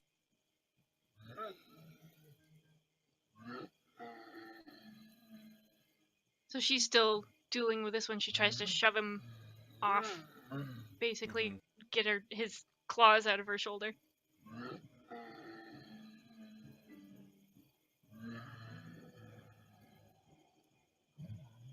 Ooh, what are those dice? That's just the worst. What are those dice? Oh, yeah. The one to rule them all. That deserves a sad trombone. Yep.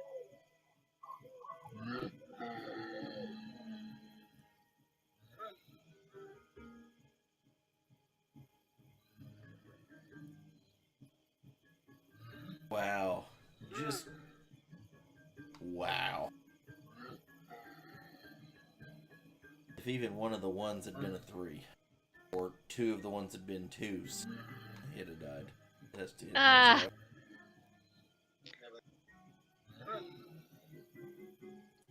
I don't think that's closer, but if it's better to... No, you're fine. You're kind of like following along on an arc here. Yeah, that's kind of what I meant to do. Mm-hmm. So, but that's about it. All the things I can do.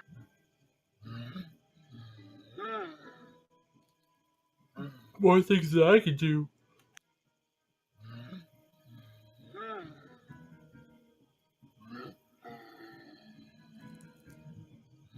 Oh, BG's gonna glass the desert.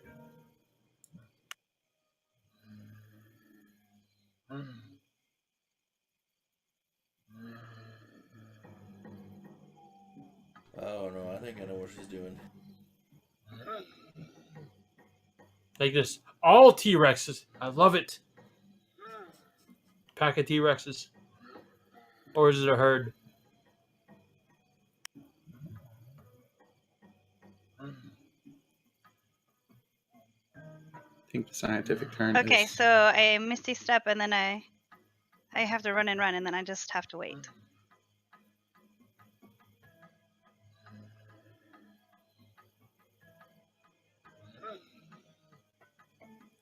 You have to wait.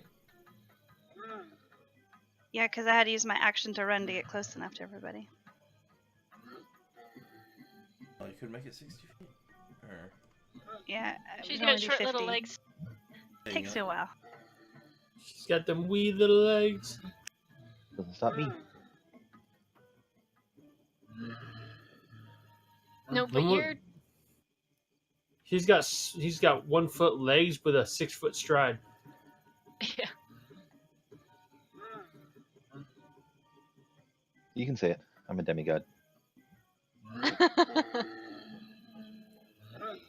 No, you're just Professor Stretch with those legs.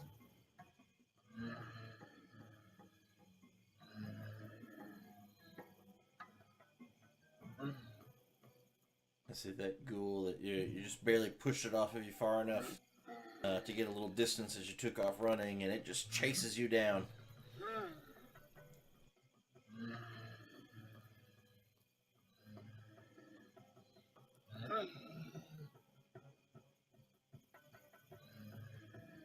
This time biting hard into your forearm. As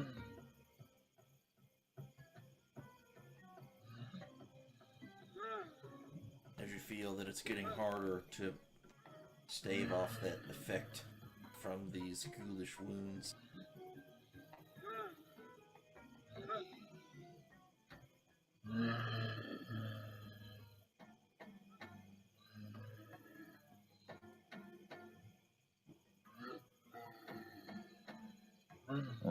She's not here, but she might try and do that roguey thing. Oh yeah, to uncanny dodge that. Yeah. When she comes back, I'll cue her.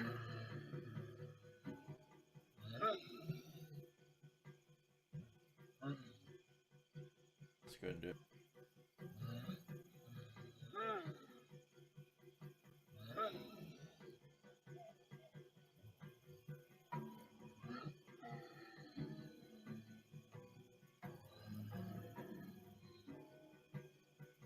Oh, can I uncanny dodge one of those? Yeah, I did. I did it for you. Oh, okay, thank you. So I was just helping my landlord or something. No.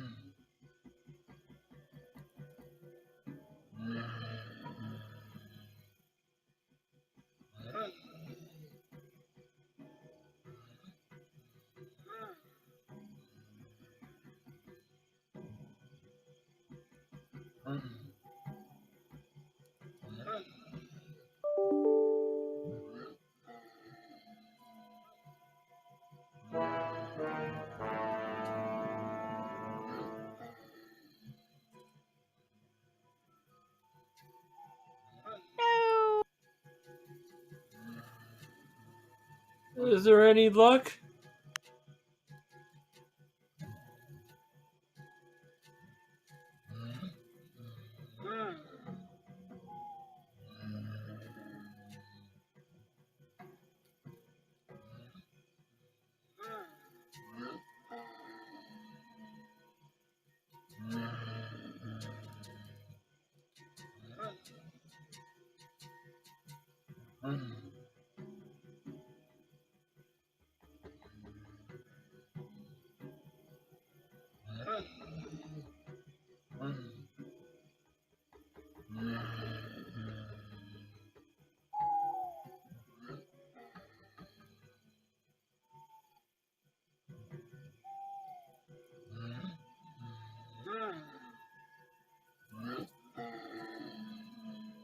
You see, as Carr falls, the Dismortune attacks him again. Being incapacitated, it's a guaranteed crit. He takes 2 death saving fails.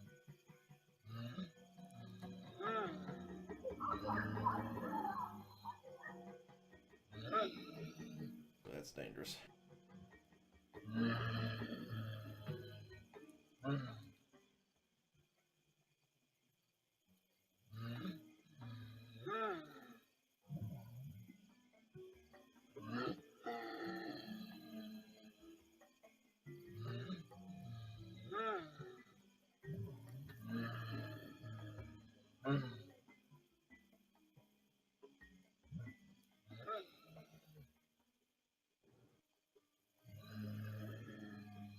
Go on a limb and say the Iron Ghoul hits like a truck.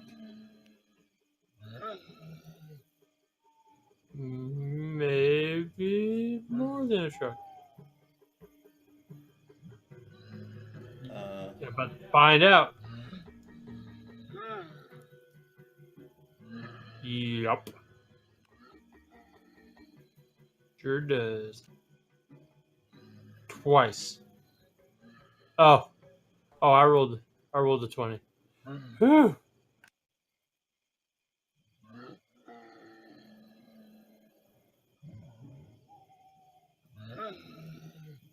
Jeez.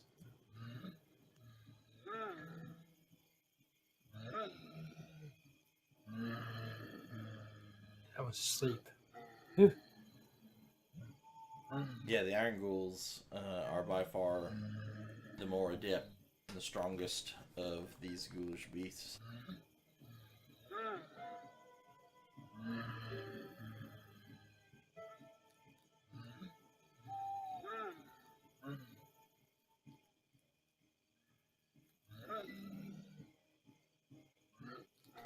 Confirm.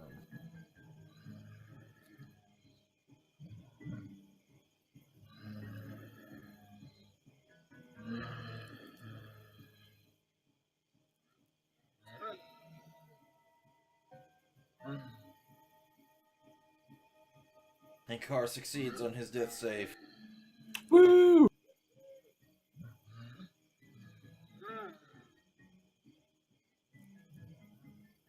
Not much I can do to help him. I am surrounded.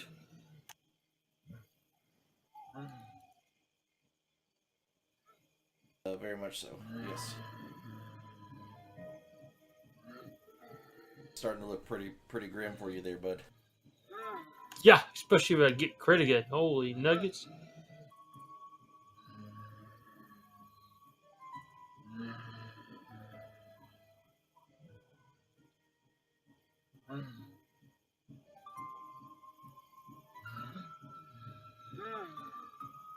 You have a feeling that left unhindered Lumo that this thing wouldn't stop attacking Carr even though he's down.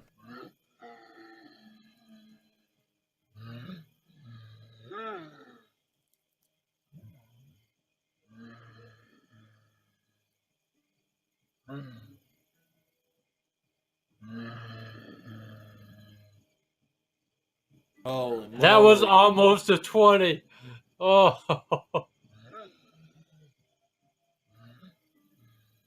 What is happening right now? Dice gods are not on our side. Okay, flurry of blows.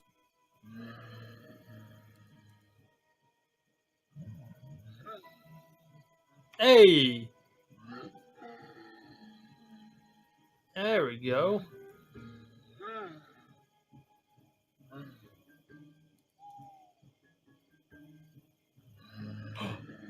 I'm no longer afraid.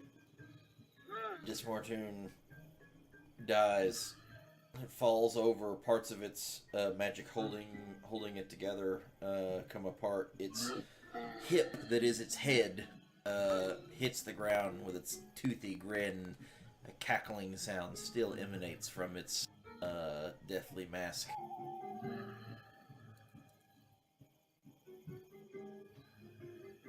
Does that mean they're not frightened anymore? That is correct. They're not frightened anymore. Feel a surge.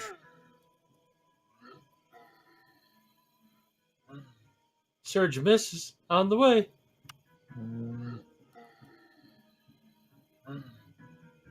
Yeah, we'll call that a day.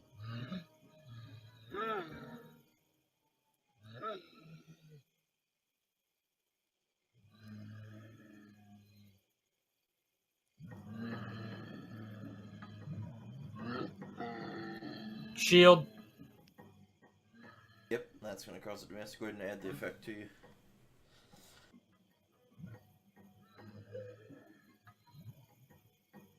Natural one.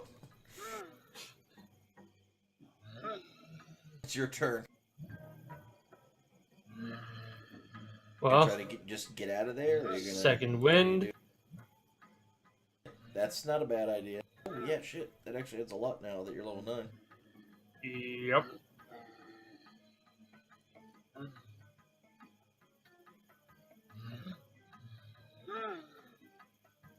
Stay in there and fight. Yeah, it took me scrolling like really onto your image, Wolfen, until I realized that's just your nose's shadow, and you don't just have this little mustache. Not a little Hitler mustache that he's got going on there.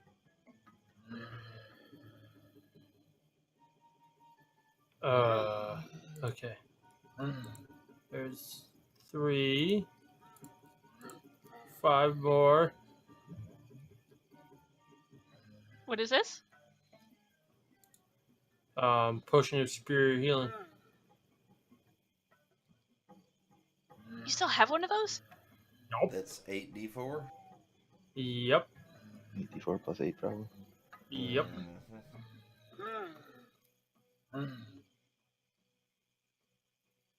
Don't have one anymore. It's 34. Yep. 24 HP. Alright. Now seems like a good time to use something like that.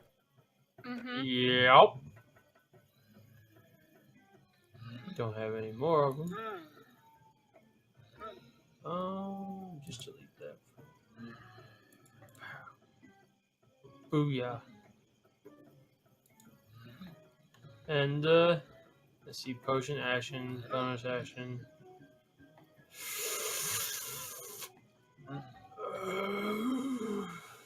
Stay or to go. Okay. Yep. Well, I can't go.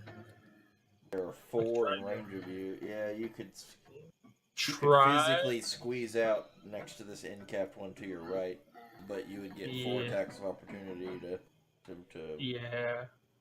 move. So that's up to you. I can't afford to proc that. It's just easier for me to stand here and take a beating. Hopefully good things happen. Alright. Okay. Shield ended because my turn was after I used it, right? That's correct, right? Or would it stay on? It's technically there until the start of your turn. If you want to go ahead and add it to yourself, and then just take it away, since you can remove it yourself, just add this. Well, it should go away here anyway. Add the 5 AC to you now. Yeah. It should go away on my turn. So.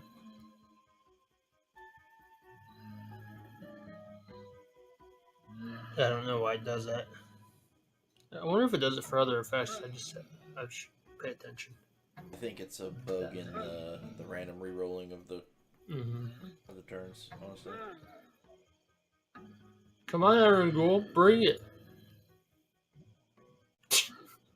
Now you roll 10s and 14s. Not even making me get the most out of my freaking ability. Does anybody still look like they're targeting Carr? Not now that the Dismortune is dead. Okay. It was like, even after Carr fell, it just kept like fiendishly going after him. But now that it has fallen, although its head is still laying there cackling, separated from the rest of its body. Yeah, that's still a little freaky, but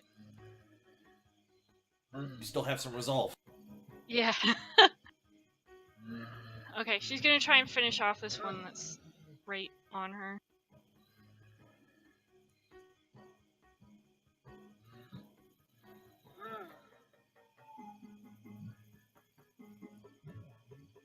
Remember that. Say, you know that it only had like 2 hit points left, so. Oh, well. Woohoo! It's very dead. Again. Yeah, I'd say it's probably would have made sure that that one went down no matter what. Given. Yeah. I got it. I got him. So, I got this. She just full barrel runs over towards Car and Steen. Just absolutely desperate at this point, but that's as far as she can get. That's all she can do.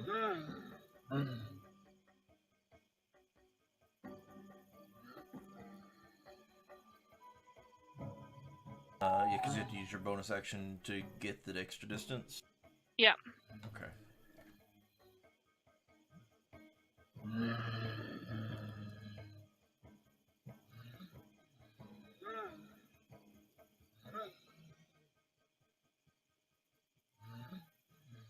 Hey, didn't you add? Yeah, it did. It's gone again. What the heck? Reset it on Izzy's turn, I guess. That's So that one still would miss because of your shield effect still in place. Yep. I think I have like a 27 AC shield on. That one's incapped, and then. And it didn't go away on my turn like it's supposed to. Okay. Alright, I fixed it.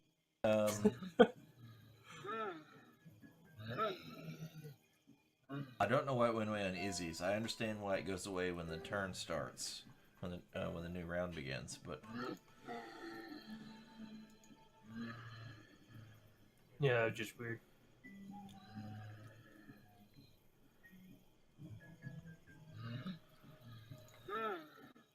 Going for the green flame blade again.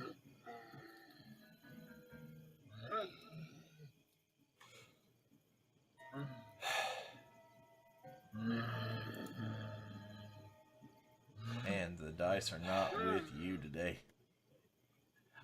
No. Those healing dice were. Those are really good rolls on the dice for the potion. Actually, they were. They were quite good. That's Using up all your resources.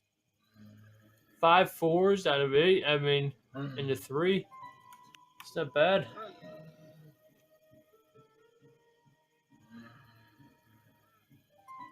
Oh, he's incapped.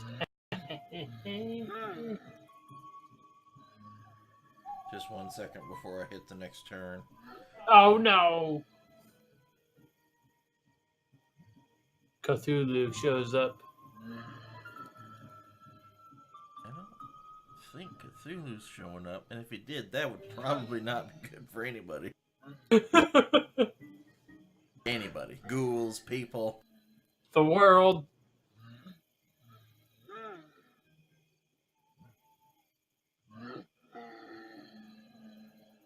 Trying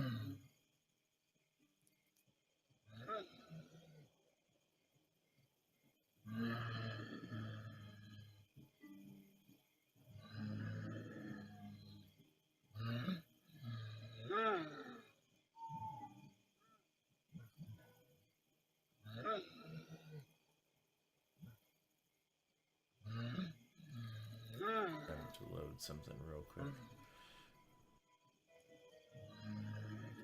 Oh, it's going Super Saiyan. Oh no.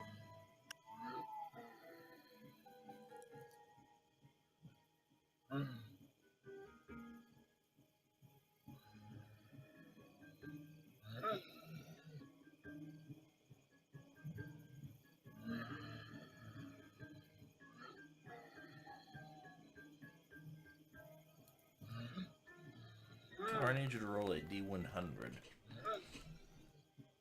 Me? Car.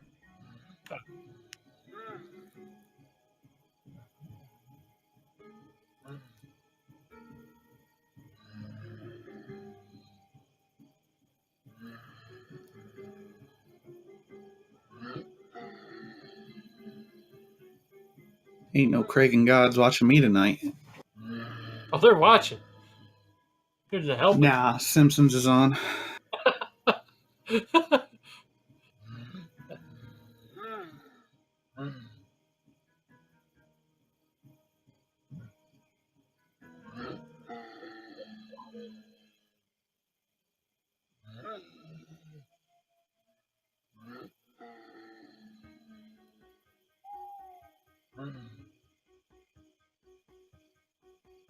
I think I have like 10,000 documents, and I can't find the right one. Because you're looking at 10,000 of them. 9,999 of them are when Wolfen dies. Yeah. Gar. Whoa. He's been prepared.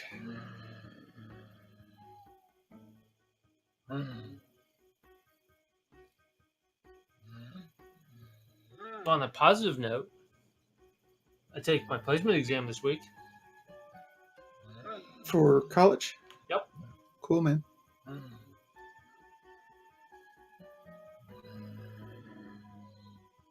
Try not to go in crippling debt, but otherwise, good luck. The government's paying for it. Fuck Nice. yeah. Till they screw me over.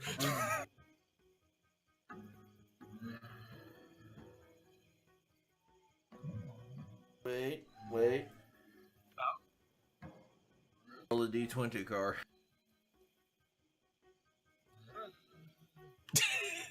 Like I said, Simpsons. Simpsons. Horse just yanking on your chain, man.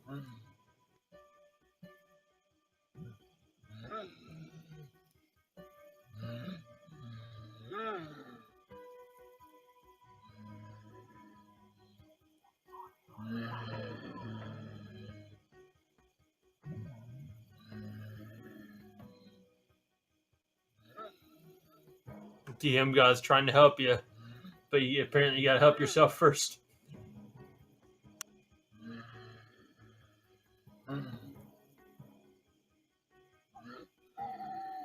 That final dismorphing attack after Carr hit the ground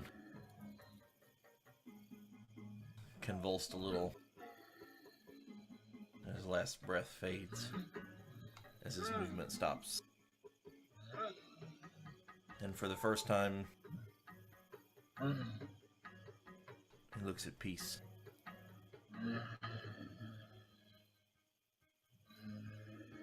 And unmoving.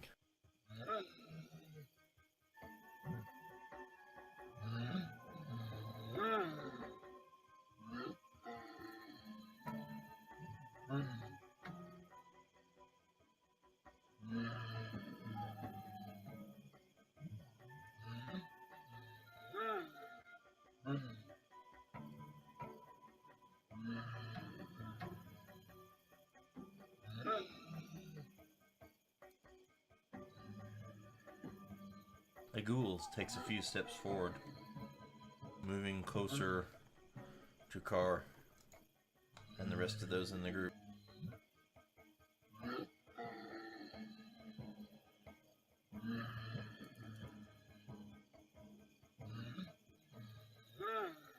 As it takes its step forward, a hollow in the earth below it opens, and a single vine comes up, wrapping around the ghoul, holding onto it, pulling it underneath the earth. Vine looked green and lush. As it sucks it underneath the earth, the world closes around it. What was quite dark in this little bowl, now that even a few more minutes have passed, those small tendrils of light have started to fade, and it's actually started to pass to actual nighttime. But here in the middle, glows. Some radiant energy.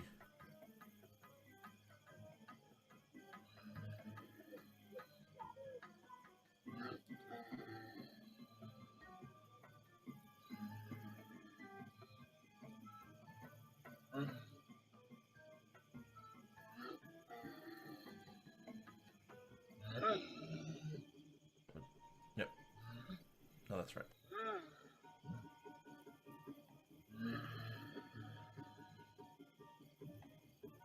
Alright, Limo.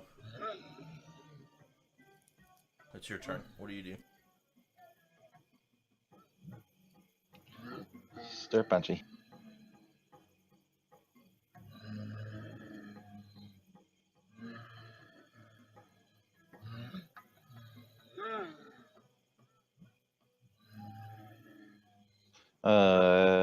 Flanking now? Yeah.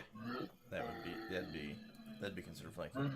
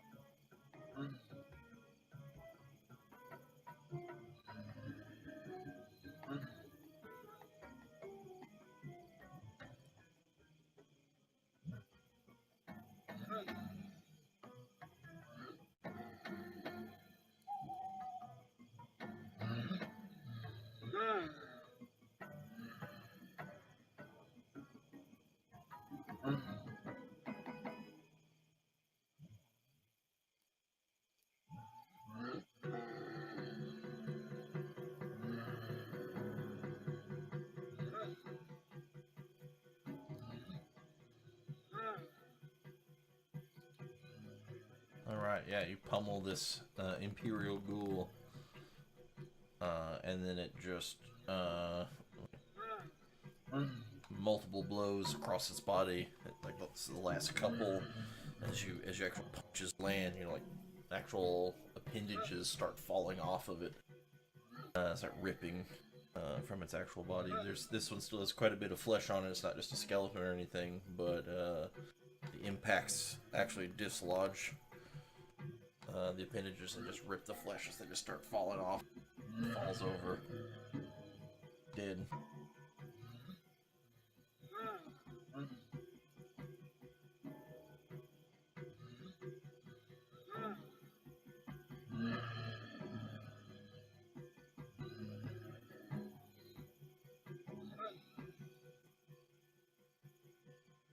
And this Iron Ghoul goes in for a frenzy of attacking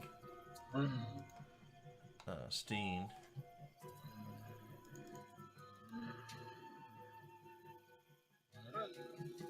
Its claw attack lands on an exposed spot of its armor.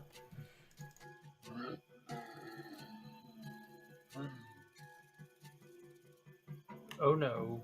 Having succumbed to many blows from the ghouls now, they're unable to hold off the effects of the paralysis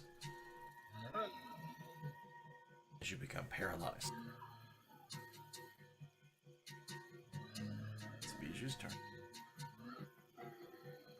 So tears start streaming down her face as she sees Carr laying unconscious, and none of her friends seem to be faring well. And she lifts her head, throws her head back, and a bright wave rushes forward towards her friends.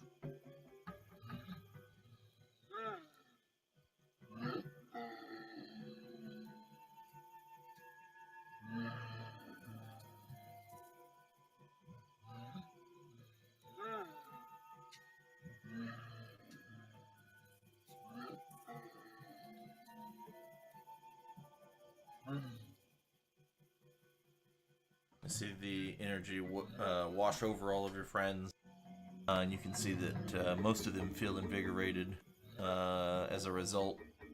Carr, however, doesn't seem to move or respond to your effects.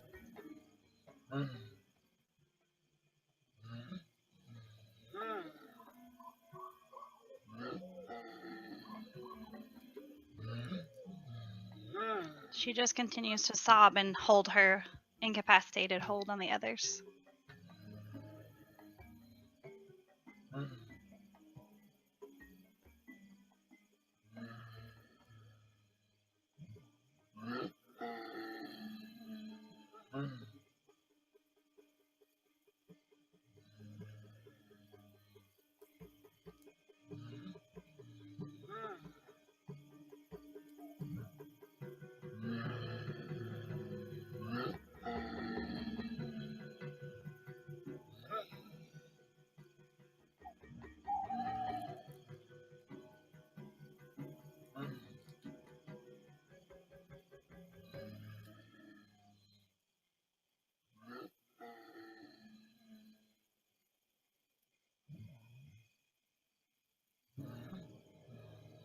Right.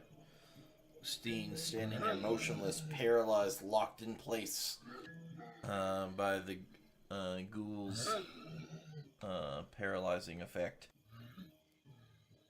Must take the onslaught of this ghoul's attacks.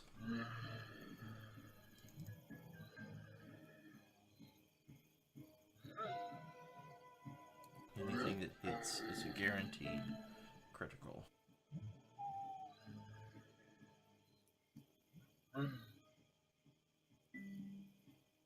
Although it didn't do the critical.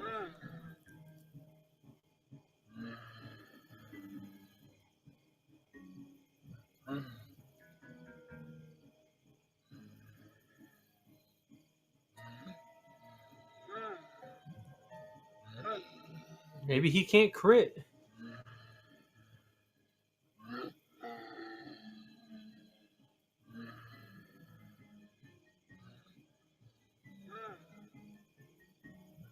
There we go.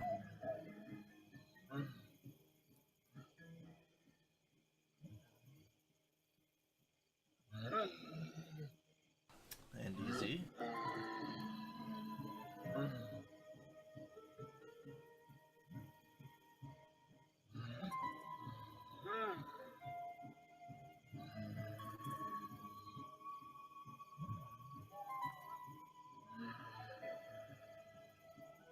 Okay, so there's no advantage to having Steen on the other side now because he's paralyzed, right? That's correct. He is incapacitated.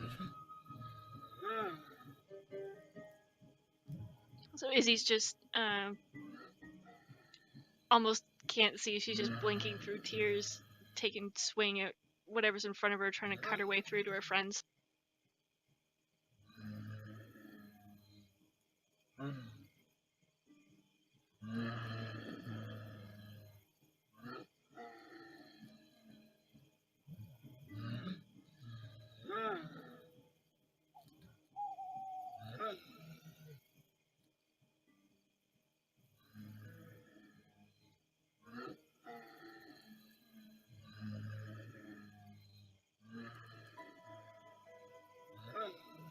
What shape is your current weapon in? It is. It looks like a red cutlass right now.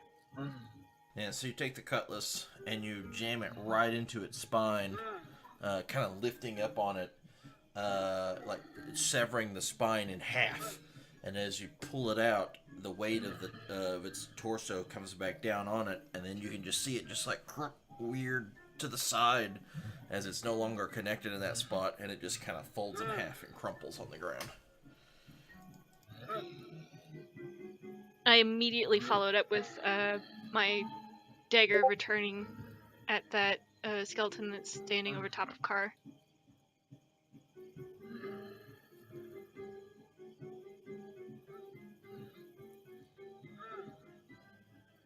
At least it's consistent.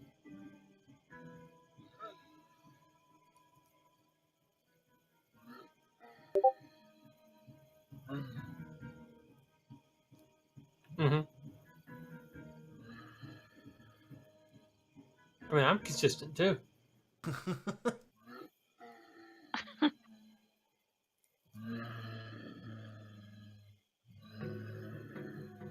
And shield. You can't. You're paralyzed. Oh! Damn it.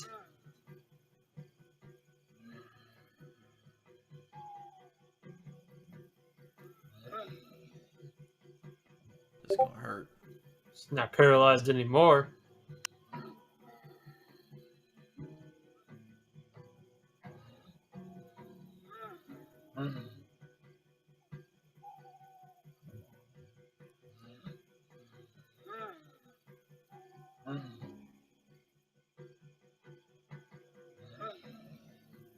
One death failure. No.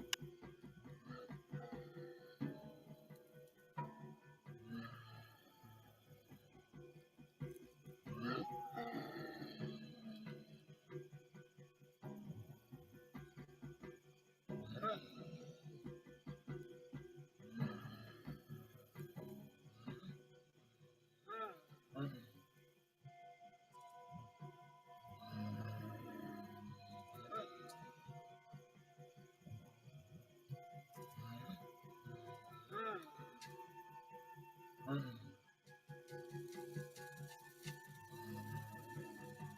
gonna reroll that. Mm-hmm.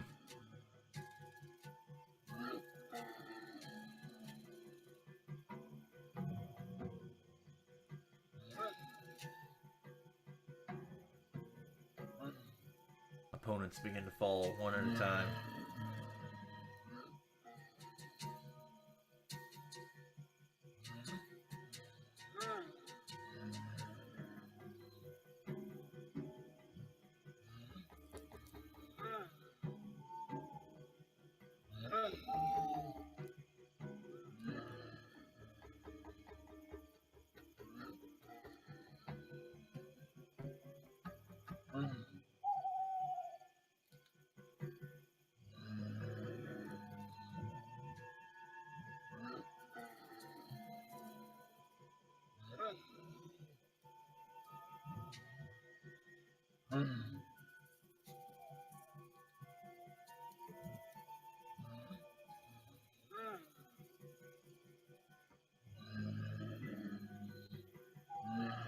It fails. Yeah. Becoming stunned.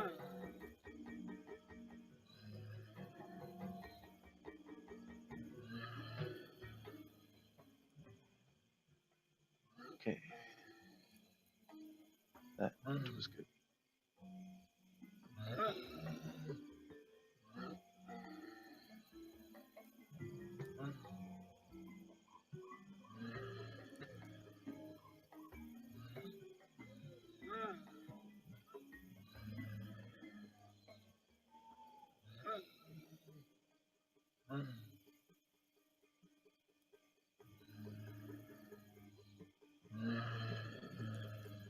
The Dismortum is incapacitated.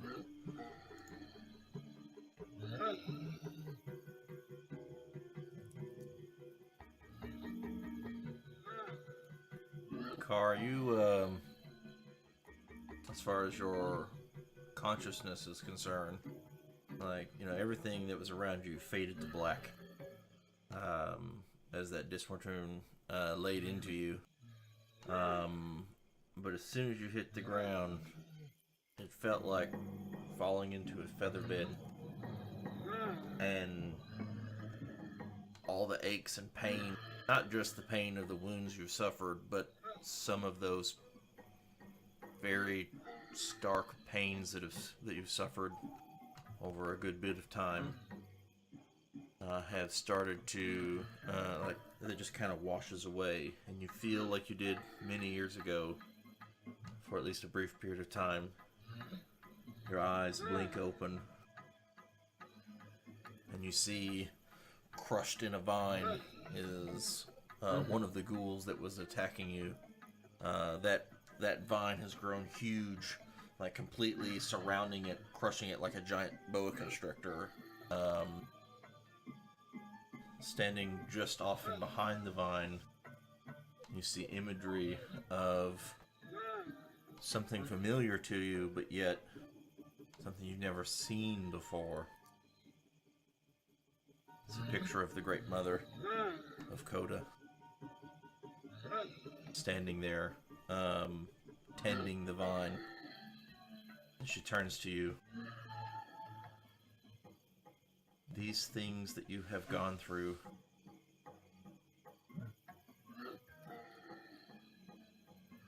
They are our fault. We did this as the way of our people by test and measure. We are one of the few across the millennia worthy.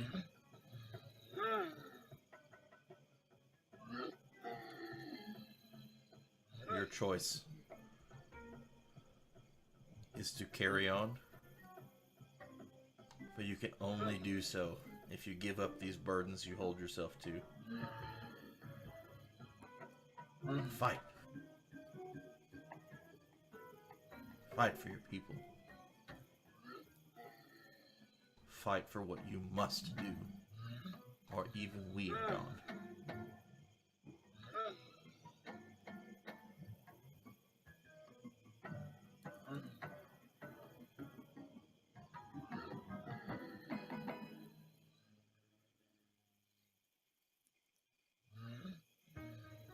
You feel kind of stunned as you stand there.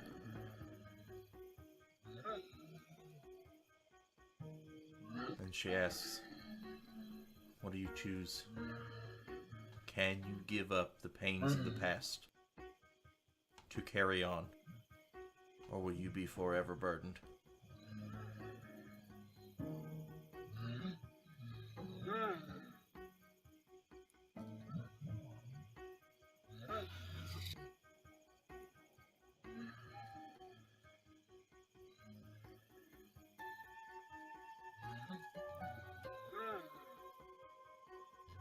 I grab the rings around my neck.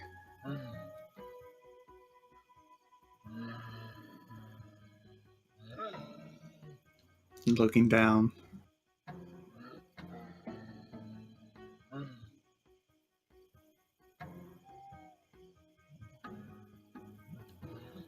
I take them off. Just holding them in my hand, the necklace. Then I look up and I say, I fight.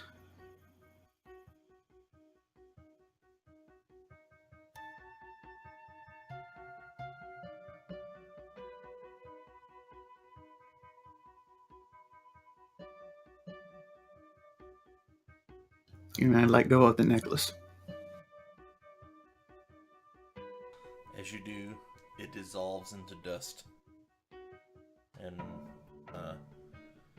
carries away on a breeze. You see a motherly smile.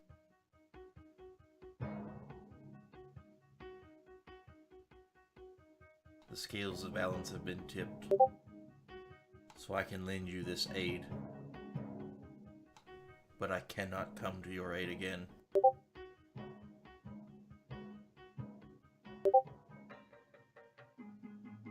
And then with that, everyone around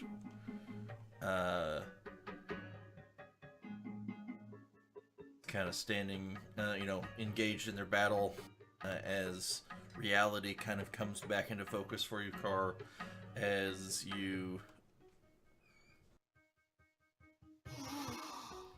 gasp and draw a breath.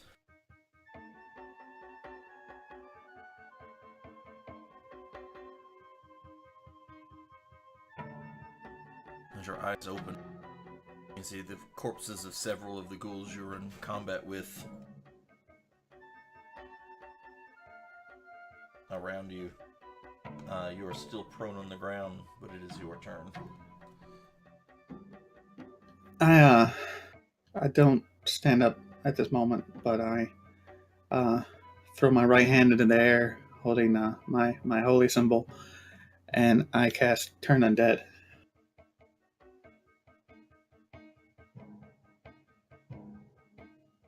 Okay.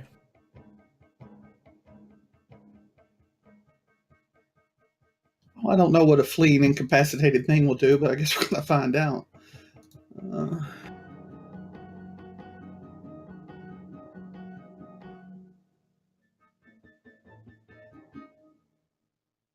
Okay, so you're destroy. So let's look at the destroy undead part of that.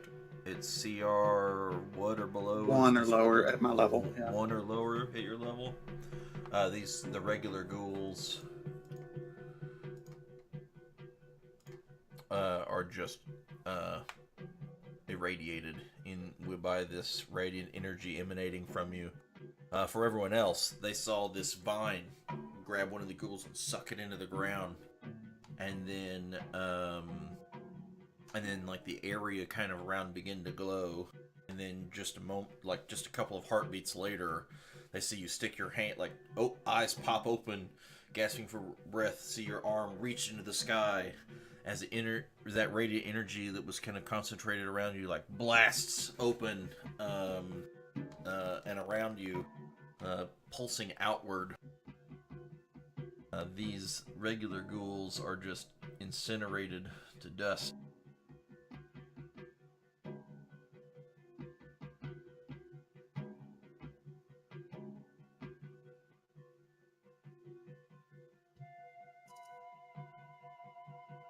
Even the one that would have succeeded still irradiated, as though it was empowered.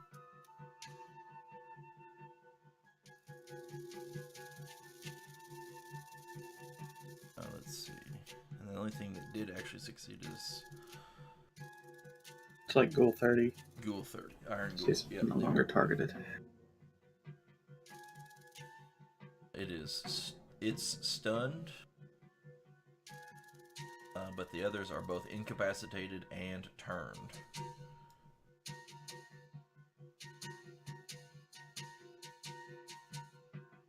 And I suppose I'm going to use my bonus to get a damn healing potion. Mm-hmm.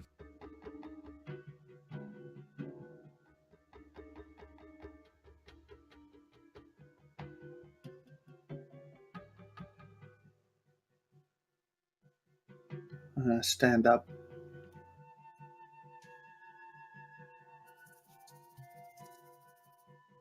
Yeah, just look around. I get half movement, right? That's right. I just kind of get into position to help Steen out. And I look down at him. No, soldier, you're not done yet.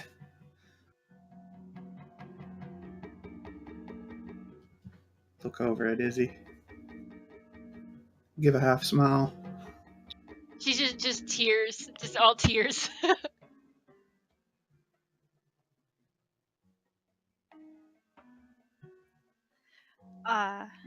Bijou like is hyperventilating, like can't believe what just happened.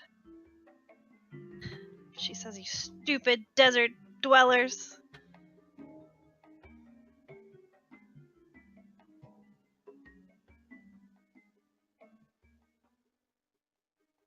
I feel extra stupid right now. It is actually stunned, so it can't move, but it does take the damage, the full damage. Is that what the green dot means? Which one was that? What's the Ghoul 30? The one by Luma. Yeah, it's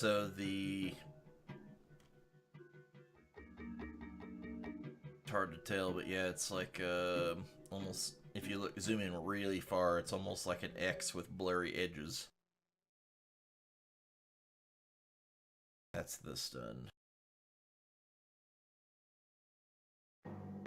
Can I feed Steen a potion? You can. It takes an action to force feed someone else a potion.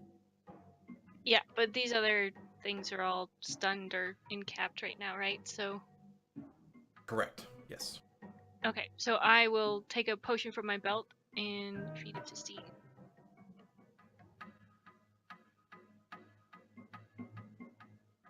Okay. See him like laying there catatonic, with his, with muscles clenched in place. You see one eye pop open, but everything still remains clenched as he's still paralyzed. And then I'll come over this way and just kind of wipe my cheek with the back of one hand and then like just nod at Luma like, okay, I'm ready.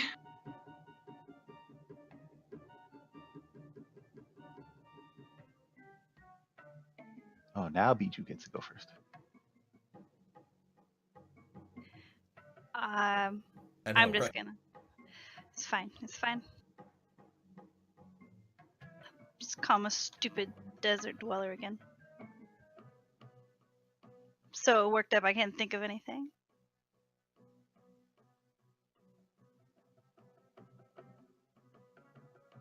The force of your powers are like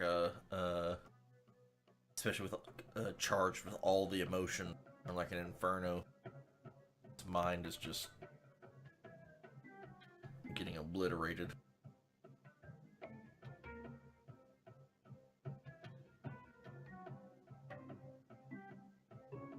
It's still technically till yeah, okay, it's still stunned.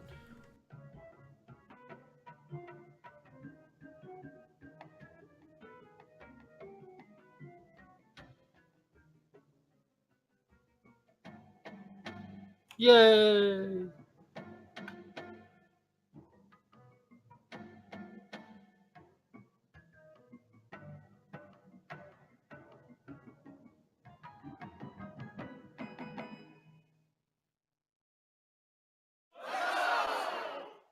Let's do the regular. Oh, I dropped that one. I'm gonna re-roll one of these things. Yeah, roll a single just to see if it's a crit. Yeah.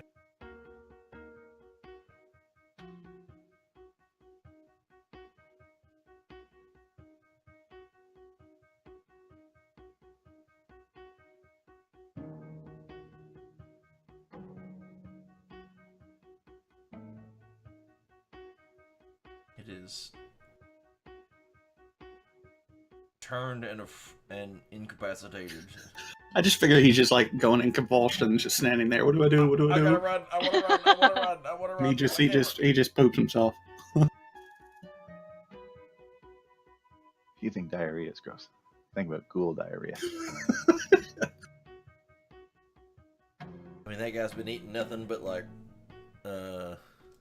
raw body parts and what have you. Like The rancid. that's some E. coli mixed in with some. Ew. Is that a finger? Oh man.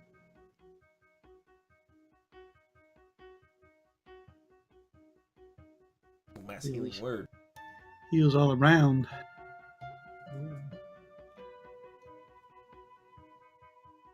And let's see. It's a bonus. Oh,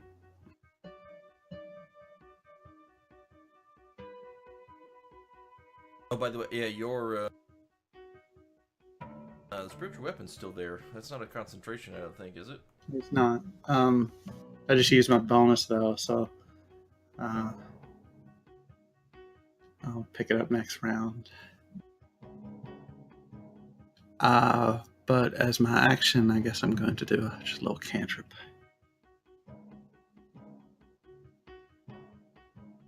That's right, you fell, you fucker. Dead. Nice. Stand there a little more confident than normal. Next. Nah.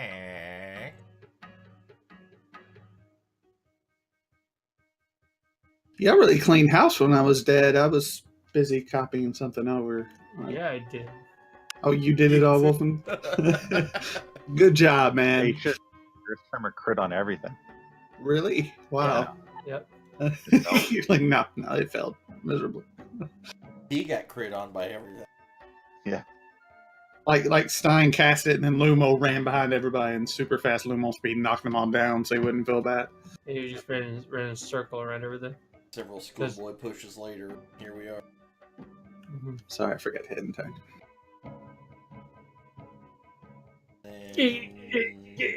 Paralyzed. Oh, yep. And I can't. There's no roll for that. Oh. Nope. Nope. Oh, wait, is Steen still down? He's paralyzed. He's paralyzed. Oh, okay. Yeah, was like- yeah. I woke up from dying and didn't wake up from Your dying. only one eye is able to open. You can move one eye. That's all you got. Is the ability I to woke control up and I one just can't eye. move my body. Your whole Came- body is asleep. Came out of a coma to be paralyzed. Oh, that'd be horrible. I'm gonna move over this way and ready an attack. When Lumo hits him, I'll hit him from the other side. Okay. Digging the tack. Tactics. We're gonna go. Simultaneous swing for you two here.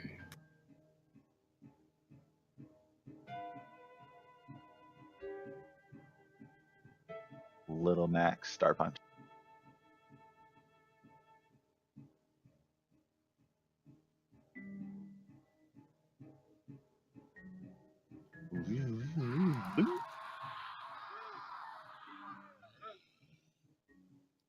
Whoa. Well, that's not what I thought it was. Alright, so do your thing. Your ready to action goes off. Ooh, so close. You really want to mess somebody up. Man, a crit on one of these sneak attacks some days is going to mess somebody up. That's my favorite. Getting a crit on a sneak attack is so many dice.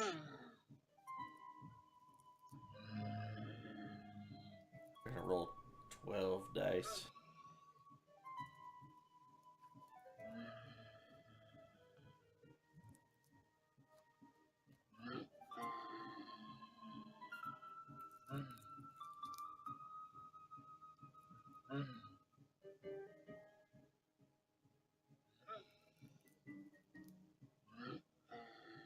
You see the Dismore Doom is cackling and it's with its generally insane methodology. Okay. I'll just do a regular. Okay.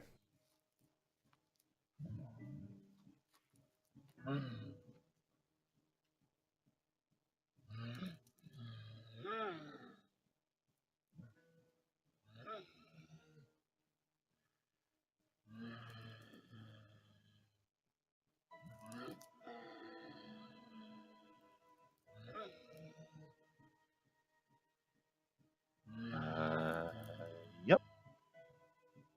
35 damage. That's pretty good. Good round for me. Mm-hmm. So Sting's still prone. There's just going to be the sword hovering over him.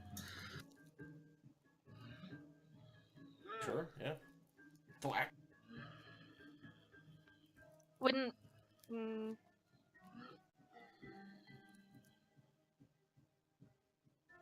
Just more of an RP thing than a mechanical thing. I'm just more of a passive tank than I was before.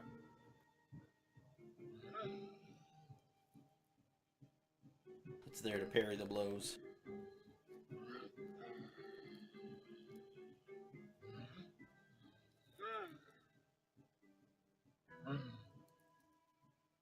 Well, Pope. So that's just your bonus action to Yeah. to do things. So my action.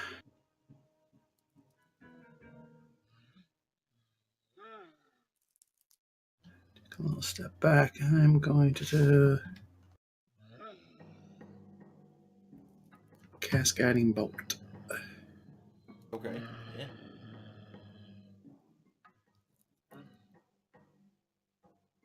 Hit.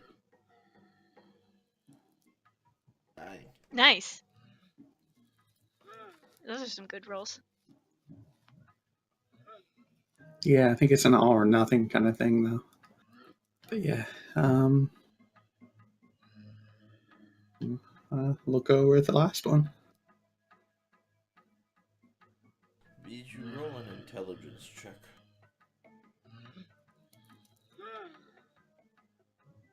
Maybe, let's see.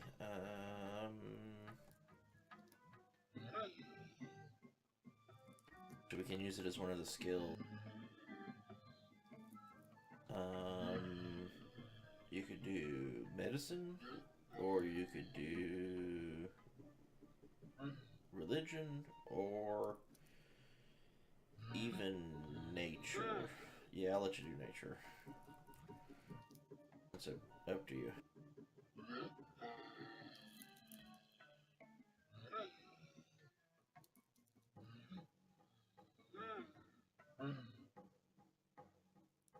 In the wild, there are several beings that use venoms and other,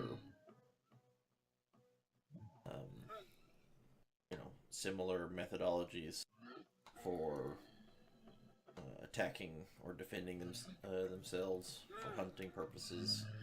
Something like that is probably what the effect from the ghouls is what caused the paralysis with Steen.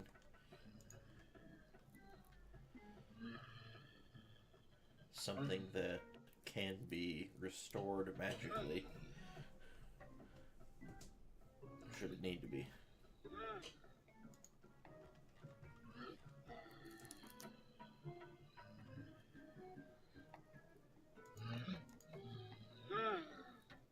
Usually the effects are only temporary.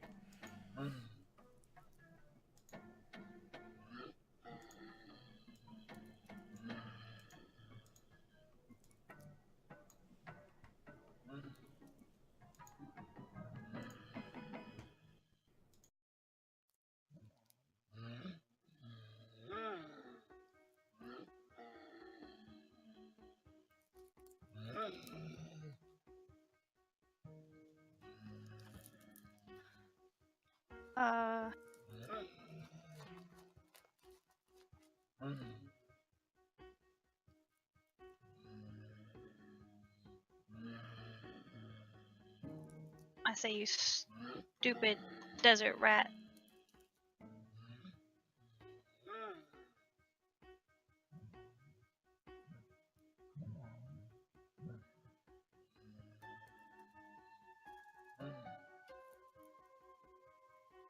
And it's going to take damage and then immediately use its reaction to the damage breaks, the incap, and the turn, and then use its reaction to immediately move its movement speed away.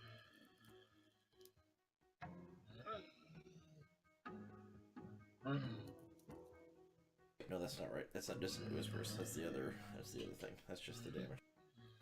Yeah, this is just vicious mockery.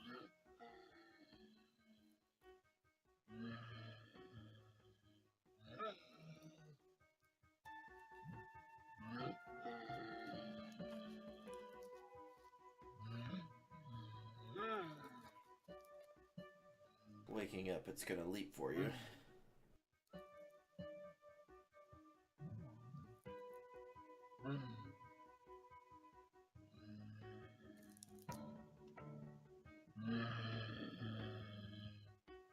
Tries to clinch on your arms, but it misses. But it gets you right in the middle of your chest, in and around your heart, stabbing in with its claws, raking.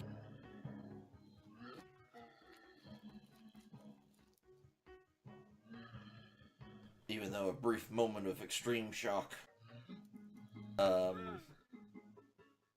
you still can fight off the paralysis effects.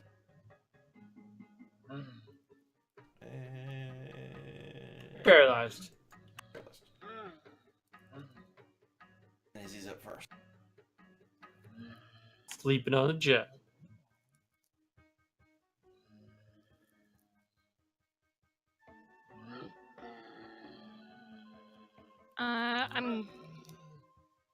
I'm gonna move into position and wait for Lumo again. So I'm holding my attack. Okay, same thing, Ryder.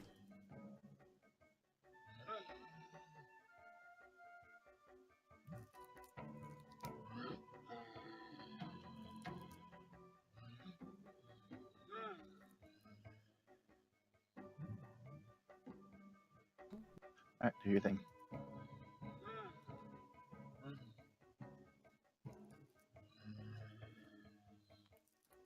I'm gonna let you try and re-roll that one just in case.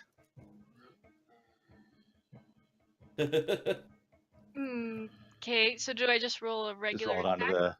roll it onto the screen chat. or onto Yeah. the chat window. Oh, Man, hey, would It tilted. Just...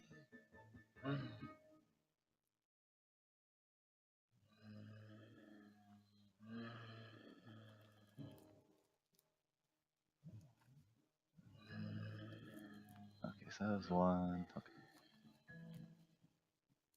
2. I just aim like right for where the neck meets the shoulder. I'm gonna Roll the reroll that one. So unlike the other one, this one doesn't require a reaction. Mm-hmm. Yeah, there we Oh. go. Alright, so that was 2. So close to That's 20 great. again. It's like it just keeps hitting and then falling, taking over at the last second. And then 4.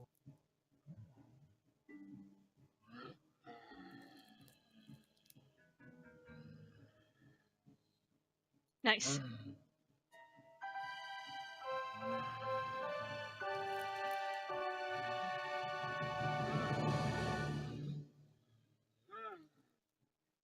Thanks for that, Bijou.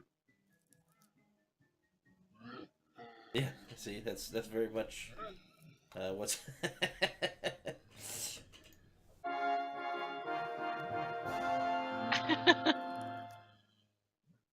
The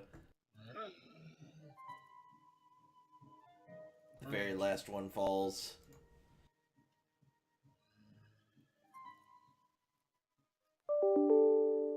So it's getting dark, or it's dark. Izzy's checking over Bijou, like, okay, you're functional. Check on Steam. Kind of poke. He's still not moving. You just I see the know. one eyeball like moving around furiously. I lean over. I think I can mend him, but not tonight. I have one more enough spell for a tiny hut left if we want to camp here tonight. I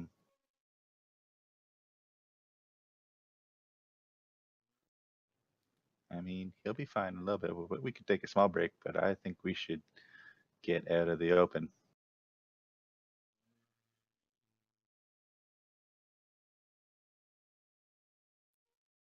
I'm scared a dark hole's not going to be any safer. We can send Lumo to scout it out. Oh, Hazel's gone. It's like he just zoom, he just dives He in. just boom, he's gone. He's gone. He's back. Yeah, it's clear. Like the Flash.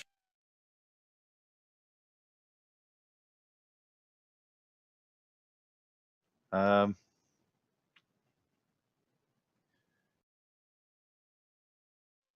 And Car says Steen's okay and he can fix him later. Izzy's satisfied with that, and she walks around him and kind of checks Car over a little bit, and then just walks up and just hugs him around the middle. I accept the hug.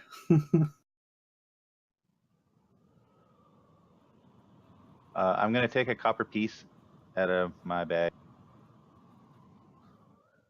I tell her it's okay. and I'm gonna chuck it down the hole and listen. Fool of a duck.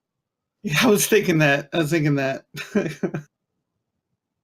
If 30 more ghouls come out, I'm done for the day, guys. Yeah, I'll try to run away.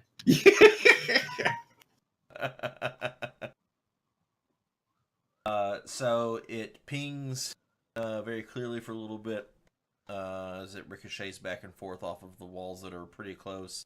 It looks like a pretty sheer cliff for a little bit, and then you hear it clink, and then start bouncing, rolling down what seems to be like a flat spot somewhere at the bottom. Easily maybe 40, 50 feet down past these sheer crags. And then it just rolls for a little while until you can't hear it anymore, as it's bouncing and clattering around. So still somewhat steep for it to maintain, that momentum of rolling once it hit the bottom instead of just falling flat. But definitely something that is a bottom on a slope at somewhere down there.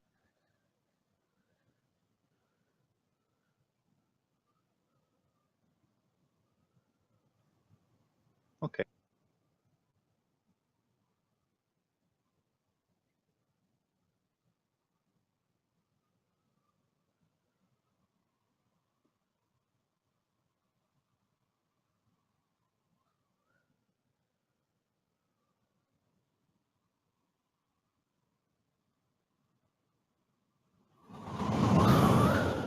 Whoa. Oh, that was wrong button.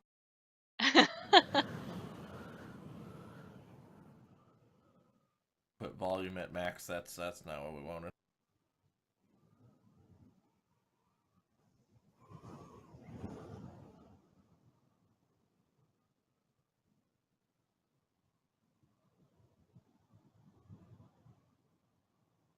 I can't see very much in here, so all is well.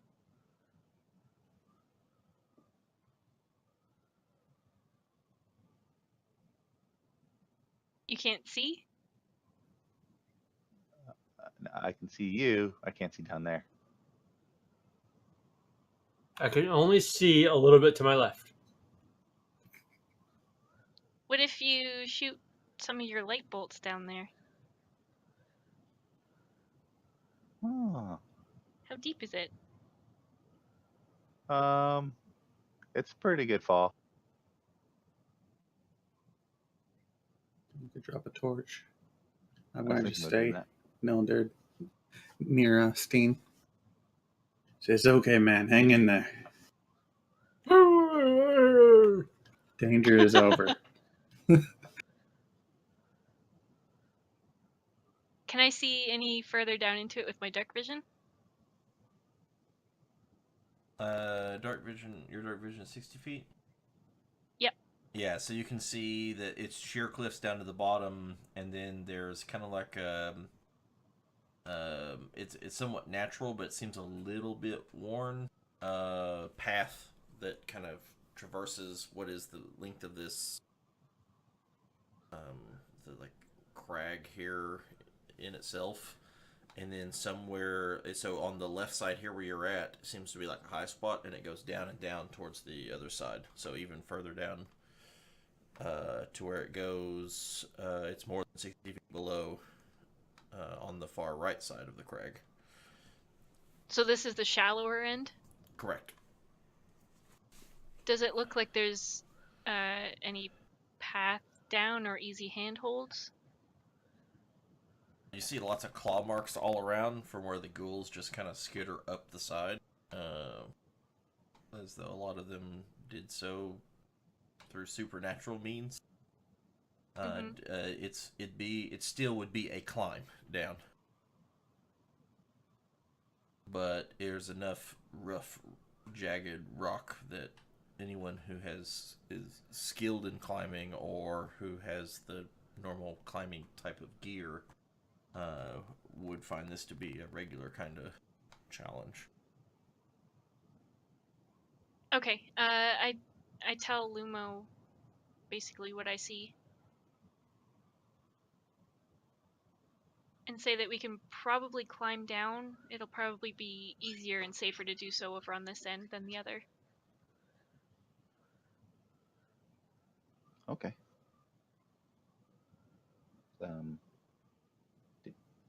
Do we do that now? Has it been Go down now. 70 seconds yet? So I look over at Stein. Like, Stein, ready for some climbing?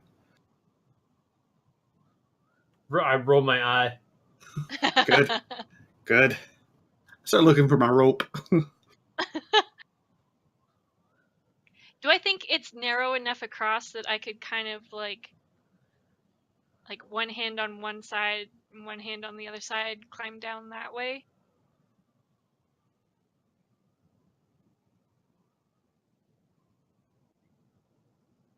One more time, what'd you say?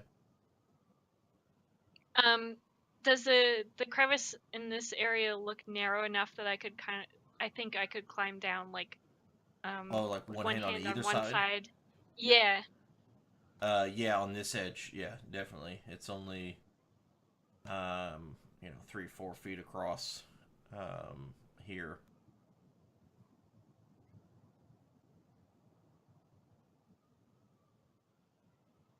So does it look 60 feet down on this side? No, it's only, just like about 40 feet down on this side. But on the other side, it goes beyond your 60-foot dark vision range where the bottom is. Is all I was meant by that. Okay. It does, like what you can see, it does progress down pretty steeply. Not quite like a 45-degree angle across the bottom, but pretty steep. We can just get Right, to a okay. spot where we can camp and rest. I'll ask Lumo, do you think it's safer to camp outside or inside? We're kind of in a bowl here. I might be sheltered well enough. They. Oh, I have a question. The drums did stop, by the way, when they all came Yeah. out. Did we see any of them with drums? No. Yeah, I was wondering if that was like an alarm spell. Character me, I'm not sure would be aware of that.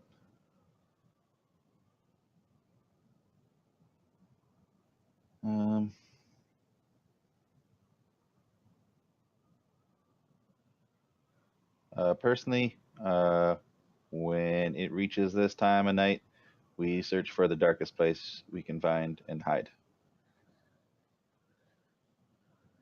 It's not just the undead down below that we have to be afraid of. There's any manner of things that could be scouting or hunting. Starting, he looks up at the stars. Ooh, right about now. Okay. Do you guys think we can move Steen?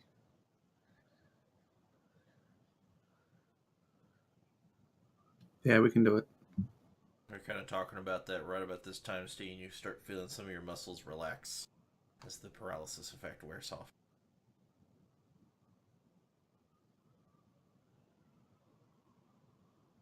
Button. You gotta push a button to talk. Oh yeah, yeah. I've been flexing for a long time. Oof. I'm gonna take my rope out of my pack and hand it to Lumo and just tell him just to drop it down. Just hold on to one end and drop the other end down the crevice. And then I'm going to try and shimmy my way down the narrow part here.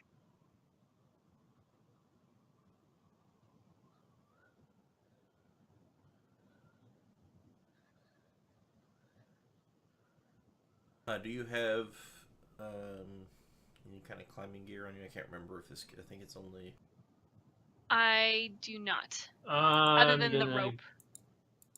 stand up now. I am climbing gear. Yep. Yeah, I'm not really so much worried about Lumo. Like if you could. I'm pretty sure I can fall you down. could run fast enough, or you could just fall down the 40 feet. I'm gonna use my big ass shield and be like Mary Poppins. Oh yeah, that totally would work.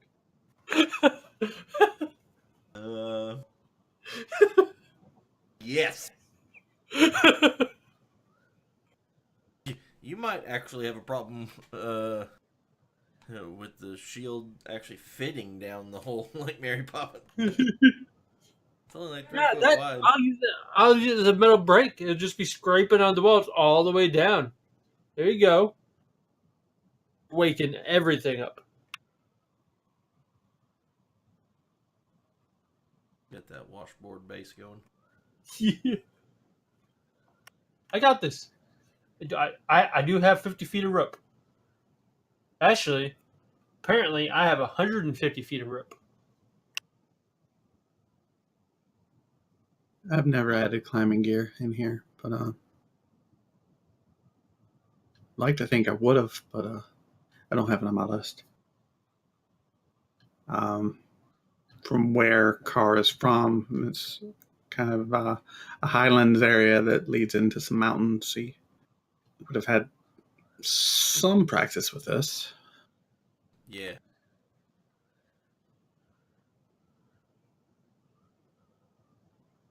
Could I just like David Bowie down the wall because it's made out of earth?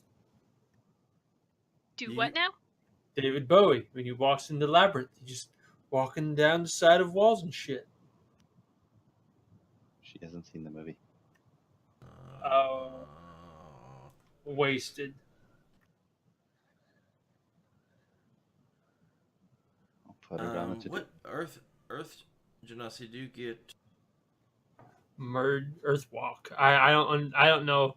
I think it's just makes difficult to terrain, not difficult. So I mean, it's kind of a sarcastic question. But it'd be cool if you said yes. Like my feet just mold in with the earth, and I'm just like doodly doo. No, that's not how that works. But No, I know. I can have pipe dreams. That's why they're pipe dreams.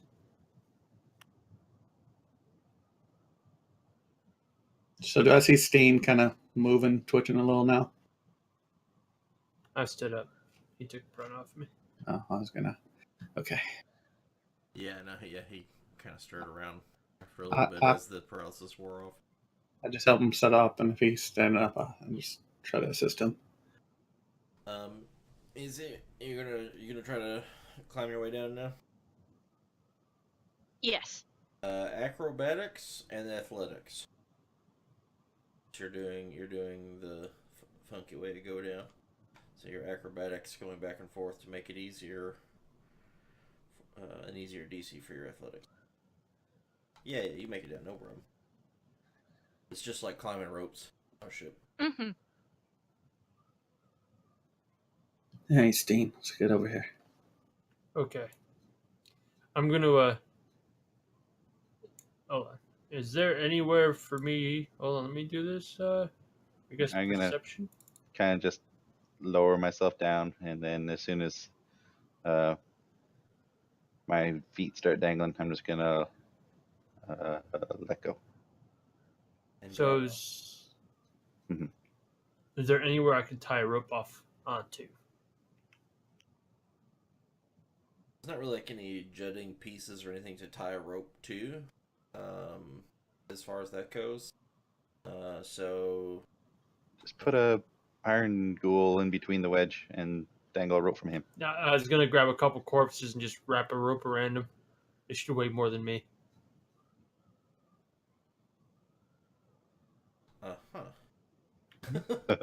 Hey, what? What? I'm really troubled that me and Olven came up with the same idea. Counterweight. I mean, not that they were alive recently to begin with.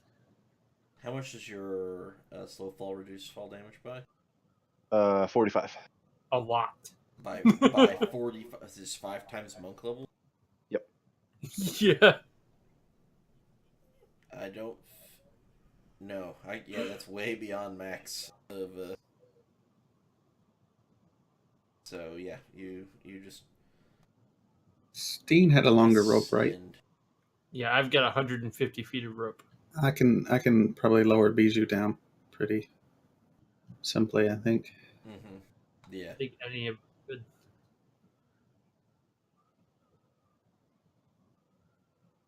She weighs So- 60 pounds wet. Yeah, so I get the rope and I just ask her if it's okay if I start making harness for her, and we'll get her She down just there. shakes her head and just like moves her arms as you need them moved, like whatever you want. She doesn't know what's going on. Just don't drop me.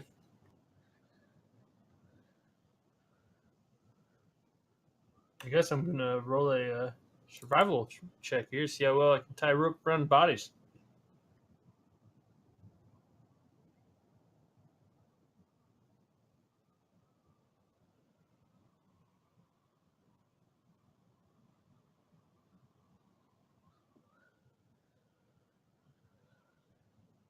Okay. Yeah. So you gather up several of the iron ghouls, and the ones in the heavier, different armor and stuff. Yeah, I just grab corpses and drag a few. Yeah, I'm thinking maybe, I guess, if we're doing this, we tied it to the one in the back and then put the other ones over him and that. So when it starts to roll, it'll eventually catch them. Some sand, your weight's going to move them, even if they are heavier. But if we have a few stacked up back to back or something. Oh, it's a pile of corpses tied to the rope.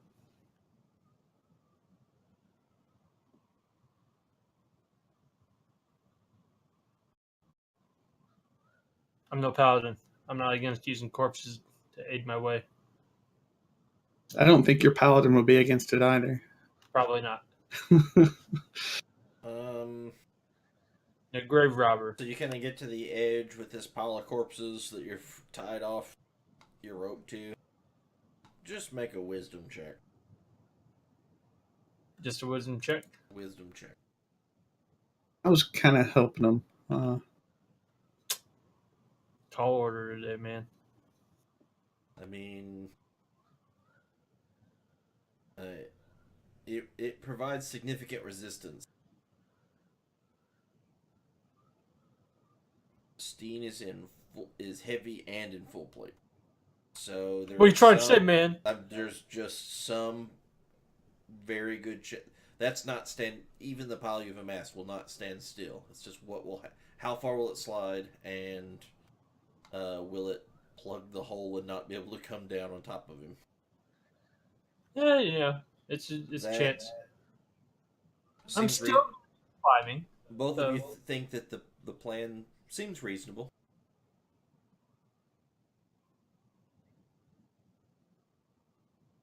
Well, time to you start tug on the it a little bit. Seems sturdy. Oh my goodness. Son of a beach.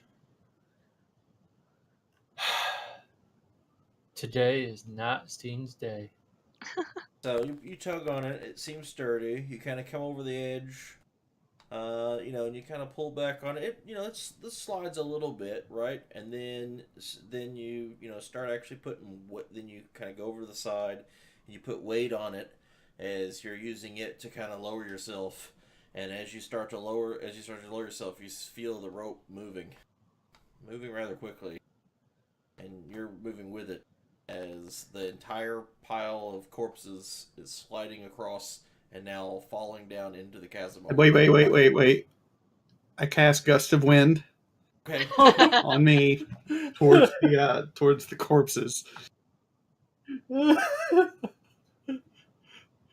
Okay. All we are is Gust of Wind. The wind is blowing the corpses away from the hole. Oh my goodness. Okay, so Don't see too high up for me to grant him a little bit of help on that one, huh? On the roll? yeah, he's 40. Within 30 feet. It's the 30 feet range for me, Yeah. Sucker.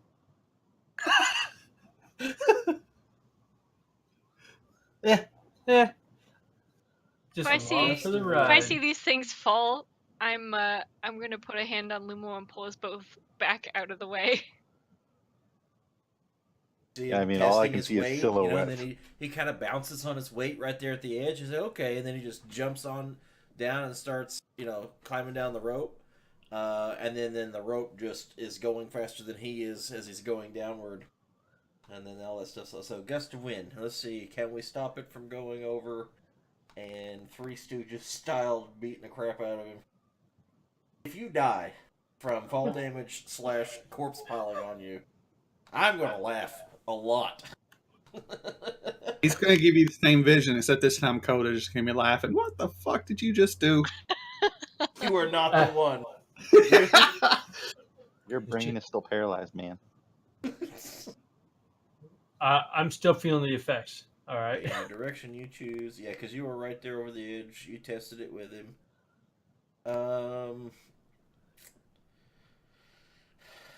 wow, what is the strength saving throw of a corpse?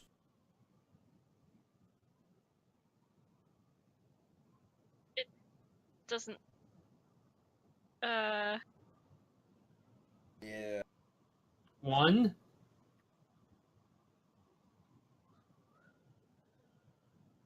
I'm gonna roll a d100. I don't know, gravity.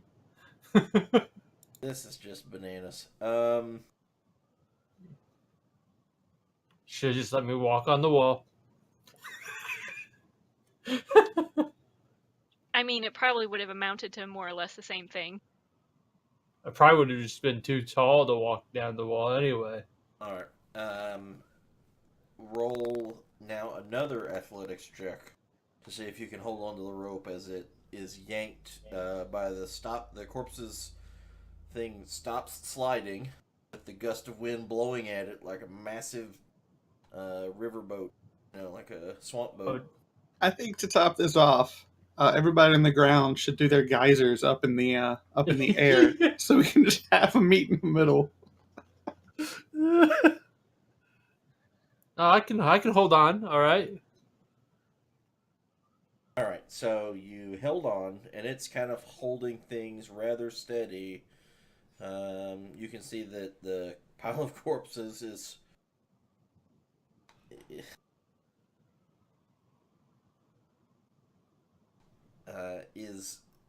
having sufficient resistance to hold everything steady for the time being. Okay, so now let's do one more athletics check to climb the rest of the way down the rope. Would you succeed at? Yay! And move out of the freaking way. As the gust is still ongoing, it goes for a little bit as he's concentrating on it or whatever. Yeah, I got a minute. You can concentrate up to a minute on it. So, yeah, you can see immediately as the corpses, like as he gets to the bottom and lets go, the corpses start to, actually start pushing back away from it, so you know that you can cut it off then. In retrospect, that might not have been the best idea. But it was awesome.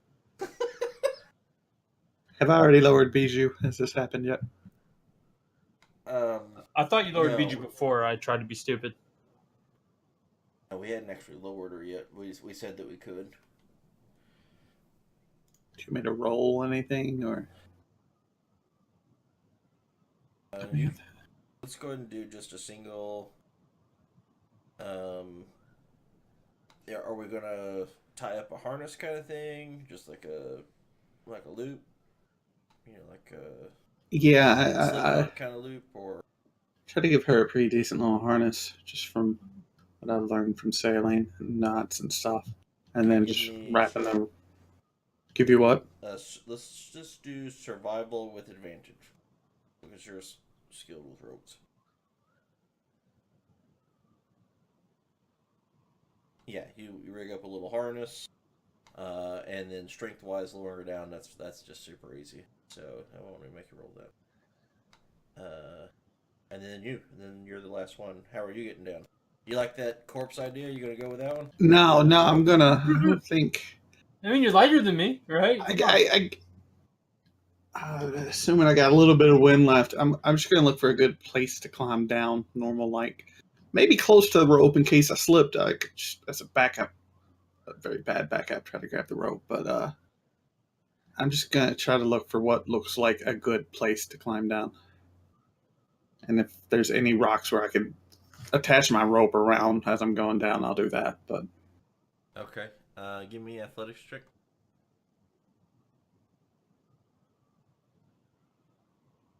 Slowly, you can make your way down, especially since it's only again like 3 feet wide, so you can kind of push her back up against the other side. It actually makes it quite considerably easier to get down than just an open cliff face, for instance.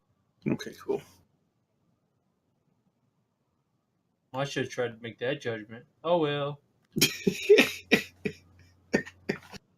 Creativity, man. You just gotta try. I know, right? Come on.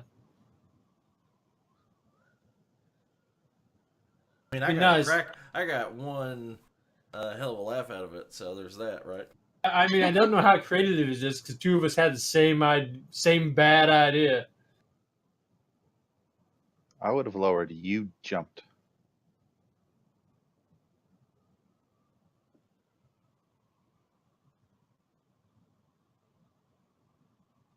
Okay, I stopped concentrating on the wind. All right, so everybody made it to the bottom. And it's time for a rest. Yeah, so you now you kind of get down. It's pretty squeezed in, like, and it's only like 3 feet wide right here. It does widen a little bit down as it goes down. So are you going to try to just here in the hole, or are you going to try to follow it down a little bit? We still haven't moved to the, like, everything on the other side was out of vision range, right? Yeah, what can I actually see when I get to the bottom here?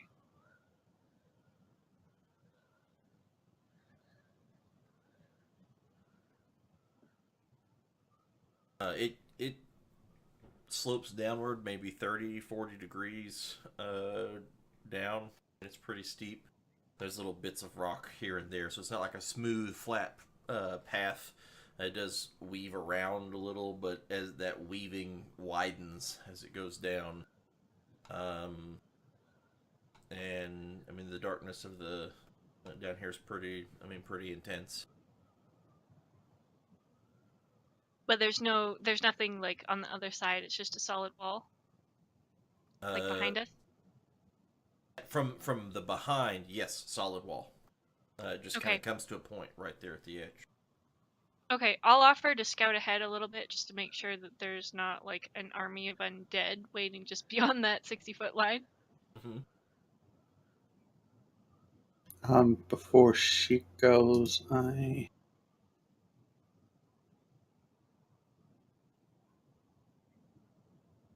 just cast guidance cantrip. Just gives you a D4 if you need to do an ability check. Okay. Okay, and are we going to try to do this Stealthily, very Stealthily? slowly, Yep, Roger. taking my time. Whoa. If we're trying to be sneaky, Then you have to stay still. Trying to be sneaky, you stay still. I got something for this. All right. I'm scouting ahead. You guys stay here. We're gonna merge with stone.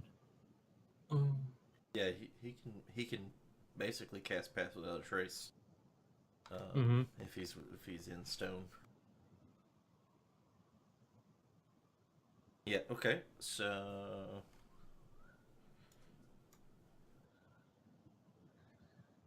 Oh, she's going off by herself. I won't use it. Just Right, sitting. so as you move forward, you can see that as it slopes down pretty heavily, and as it comes down right on this end, it begins to, like, it widens up at the top, but way down at the bottom, it actually curves a little, and it opens up into a little tunnel that hooks around, almost like a 45-degree arc down here at the bottom.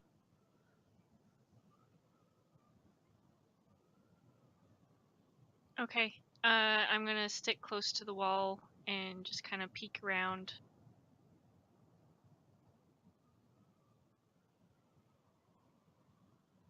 Okay, so as you kind of move your way all the way down underneath and kind of come around the bank of this little curve, it all seems, very, very hard stone, which is something, even in the places that Lumo had showed you was more sandstone, which is still stone, but it's very crumbly kind of stone. This is more like stone that we encountered in just other places in general. So this is not like sandstone. This is a lot harder, denser stone than that.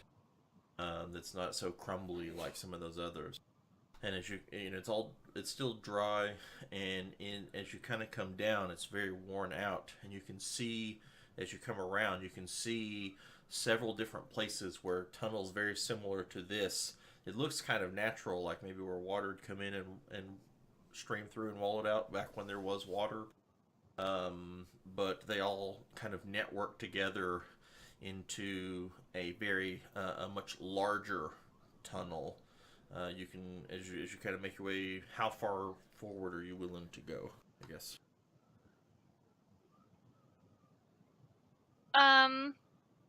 I'll go up to like 120 feet.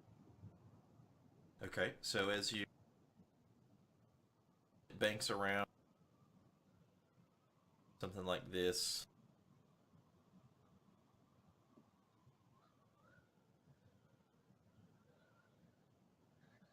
and it cuts back pretty hard after there's a straight point, and then cuts back again like this, and then you can see from here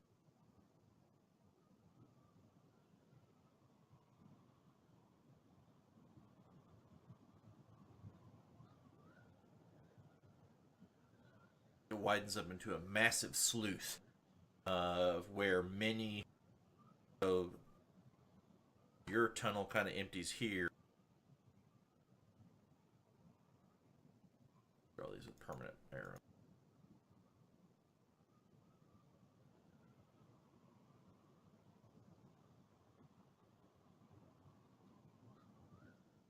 Well, let me draw the arrows.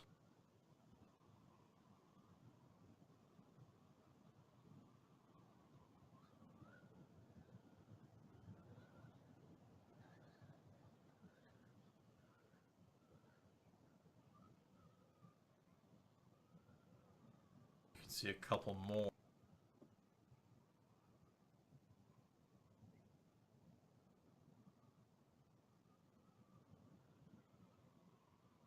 That kind of connect. It's like you kind of see this giant slough that all kind of originates right around here, and it just wide. It's really wide, 20 plus feet of just open cave that looks like a solid bored tunnel. It looks much more crafted rather than natural than these little side tunnels were, and all these little side tunnels kind of feed into it, and it extends on and down and down and down, but forward for out beyond your vision.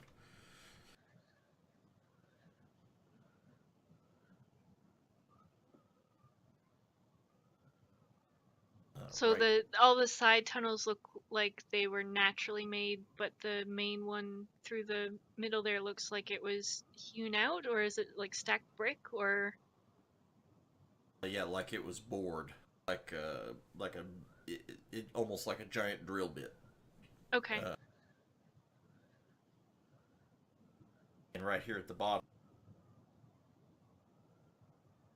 so this is the edges of, as you kind of went around this last little bit.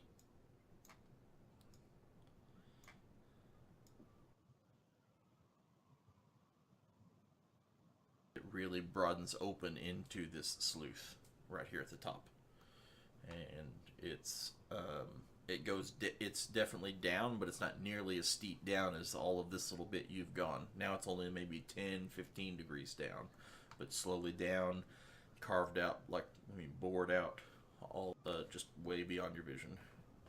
Is this kind of the start of it here, or right. does it continue It's like the top. to the south? No. This is the top. It's right here. This is the top. Okay. Mm-hmm. Okay, so if I don't notice anything else about it, like there doesn't seem to be any sign of life or unlife, as it were. Right. Yeah, it does not. Okay, so I'll head back to the party and tell them the basic layout of what I've seen.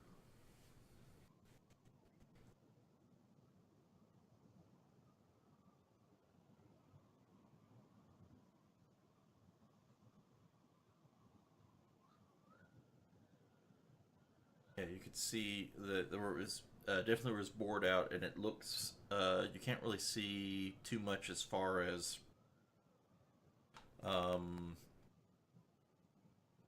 like it's like there's no engravings, there's no glyphs, there's no decorations. It's just a big cut right through. Yeah, that was what it sounded like. So I'll just take like the tip of a dagger and kind of draw out the layout so these guys can see, and then I'll realize that Lumo can't see what I'm drawing, and I don't think Steen can either. I'll just light up a torch then. Yeah. There's nothing around. Cool. Torch. Anti-stealth mode. Mm-hmm. Mm-hmm.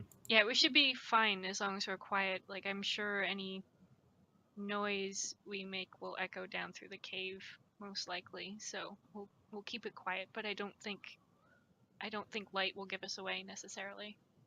Nope, just my existence. Yeah.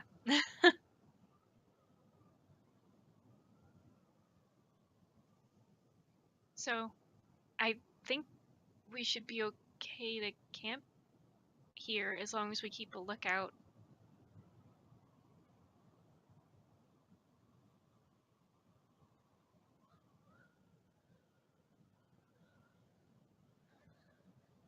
I could sleep. Mm-hmm. Exhausted.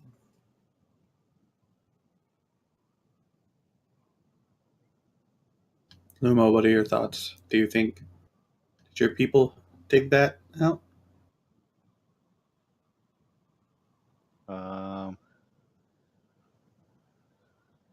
It could be.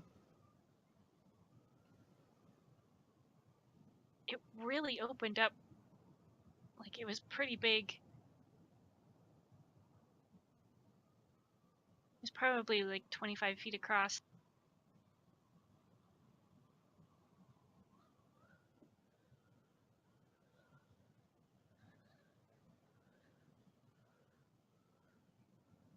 I don't know what or who would need to make a tunnel that big out in the middle of the desert above everything else. Well, I mean, if it was built back in my time, it wasn't a desert.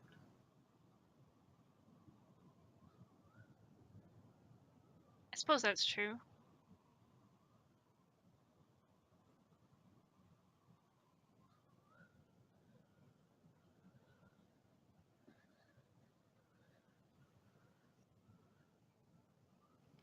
Well, should we set up for the night? I think so.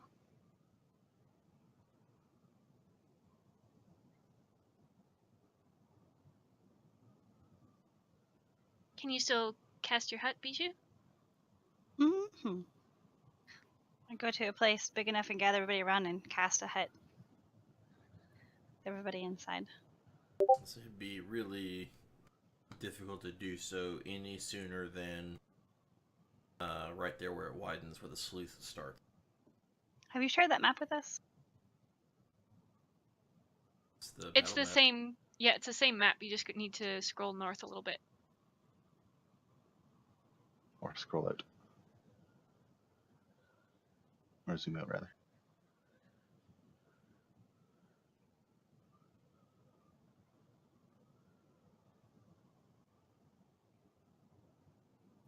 Okay.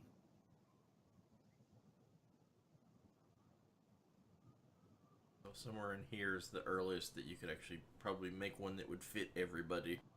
Everything else is too narrow, so in its radius, just not everybody could actually sit and fit.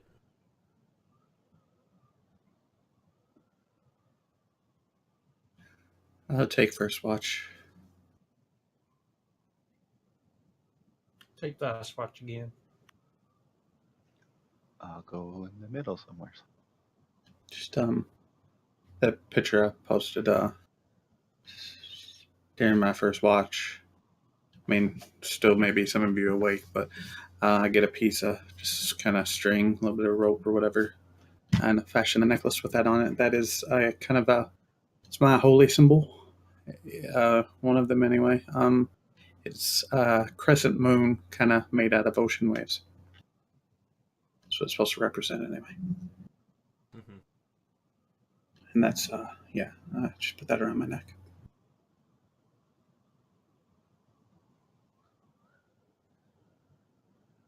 All right. Let's do a set of perceptions across the board.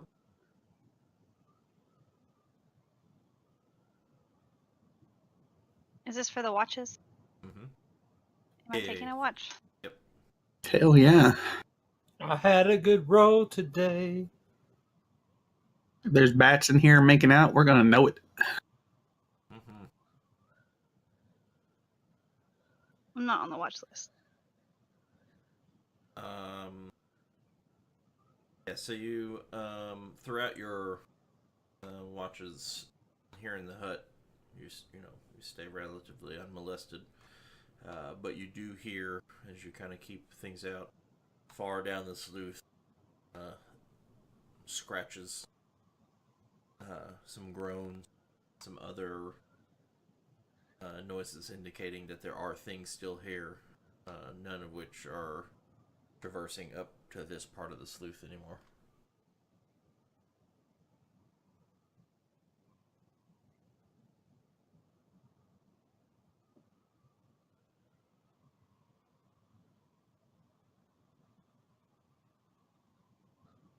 We take our long rest, and from there, I think we're going to end it for today. Pick up All right. entering the caverns in the mountain. Way to go for Carr coming back from the dead to save the day. Yeah, holy crap. I didn't think I was coming back. Drad gave me all the opportunities to roll things, and my 22 and a 5. So there were some things going on. Had you rolled higher on your D100, you wouldn't have actually died. But you burned one of your resources by actually dying. And like you have, your total party has some amount of resources due to the imbalance of the scales right now, of the things being set against you, but it's a finite amount. And so the fails meant that you had to burn one of your resources for you to not die. For you to be brought back, rather. If Izzy has a second watch, we're going to have a brief conversation. Some of that may happen outside of game. I may send her a few things. Mm-hmm. That works.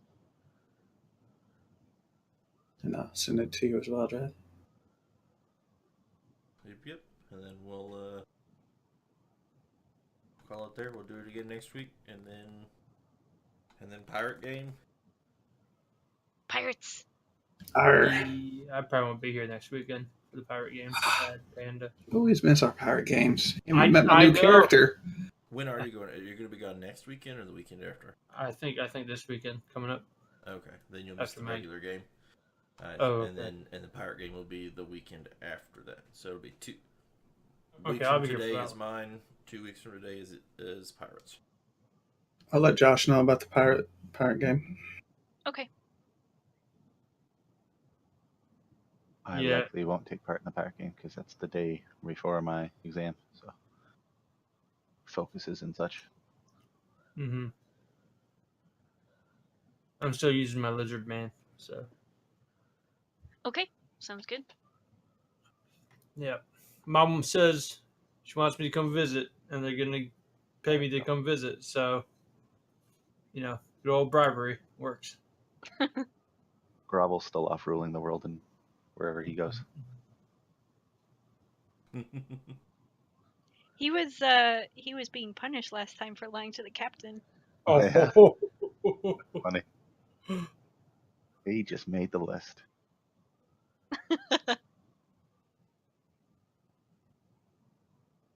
Next week we might. I don't know. We'll either continue on through this, or we might have something like the Winter Festival kind of day instead, where we're these characters in this world, but something else is happening. We'll see. Well, my emotions need, to be pampered right now. True story. I know. Umo's cold. He was going to leave you. Oh, yeah, don't doubt that. I mean, I would- every now and then one of his halfling buddies went down, and for the good of the tribe, you fucking go. I don't think Carr would have held it against you. I mean, it wouldn't matter. He's dead, but Yeah. Gonna haunt you in the afterlife. No, I just don't know. In the middle of a desert, it's kind of how far are you going to be able to carry a body? Well, Izzy was gearing up to start trying CPR or something on you. Like, no! Don't leave me here! Not with these bastards. But yeah, you did good with your Coda story and everything. It's all misty-eyed. Way more sensitive than I ever try to let on. Man, a couple more of those fights will be level 10, people. I'm okay with having some space between fights like that. Right? Mm-hmm. Yeah, Lumo only you're in Lumo's land now, and Lumo only knows one direction, and that's forward. Or away. Not forward. Literally just forward.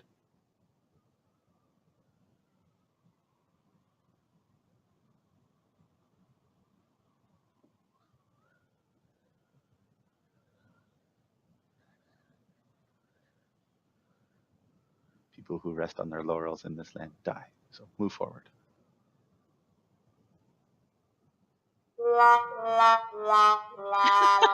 Jesus Christ.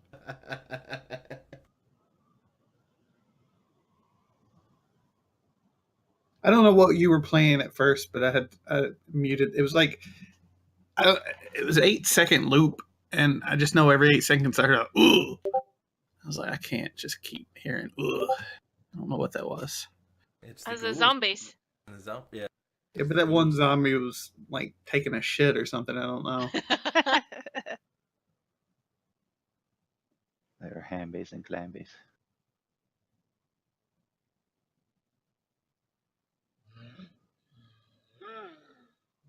Yeah.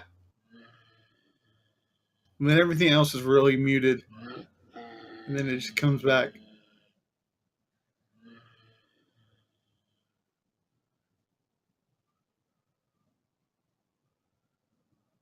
I lived much longer than I thought I was, so.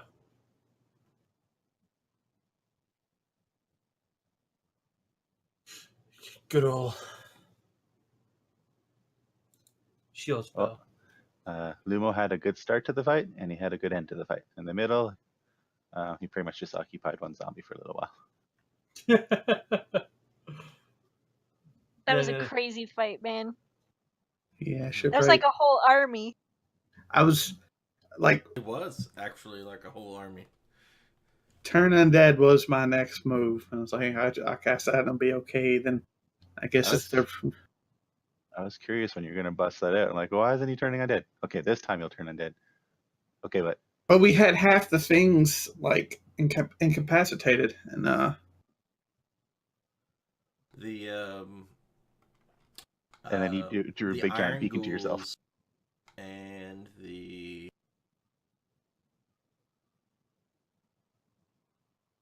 Dismortums. No. The basically Imperial. the named ghouls, the Dradicus, Oh, the Dracul.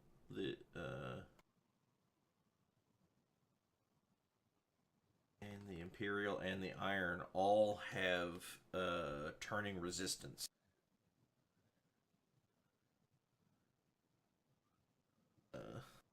That's their special ability. it's a range thing too. I need to kind of got to be closer to the middle of a lot of them. So they have advantage on saving throws against being turned.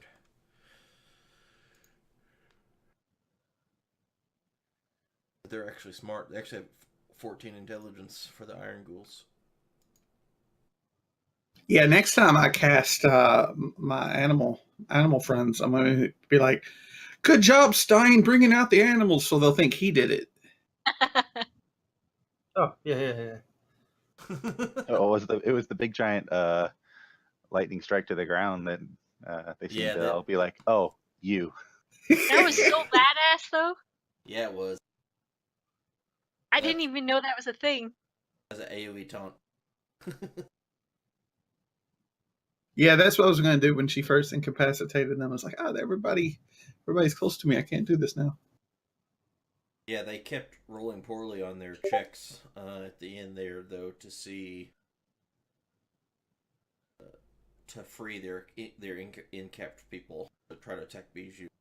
If they had been a little more successful at that, that could have definitely changed the tide of things. I killed 3 people at the end there on my last hit, and Yeah, actually.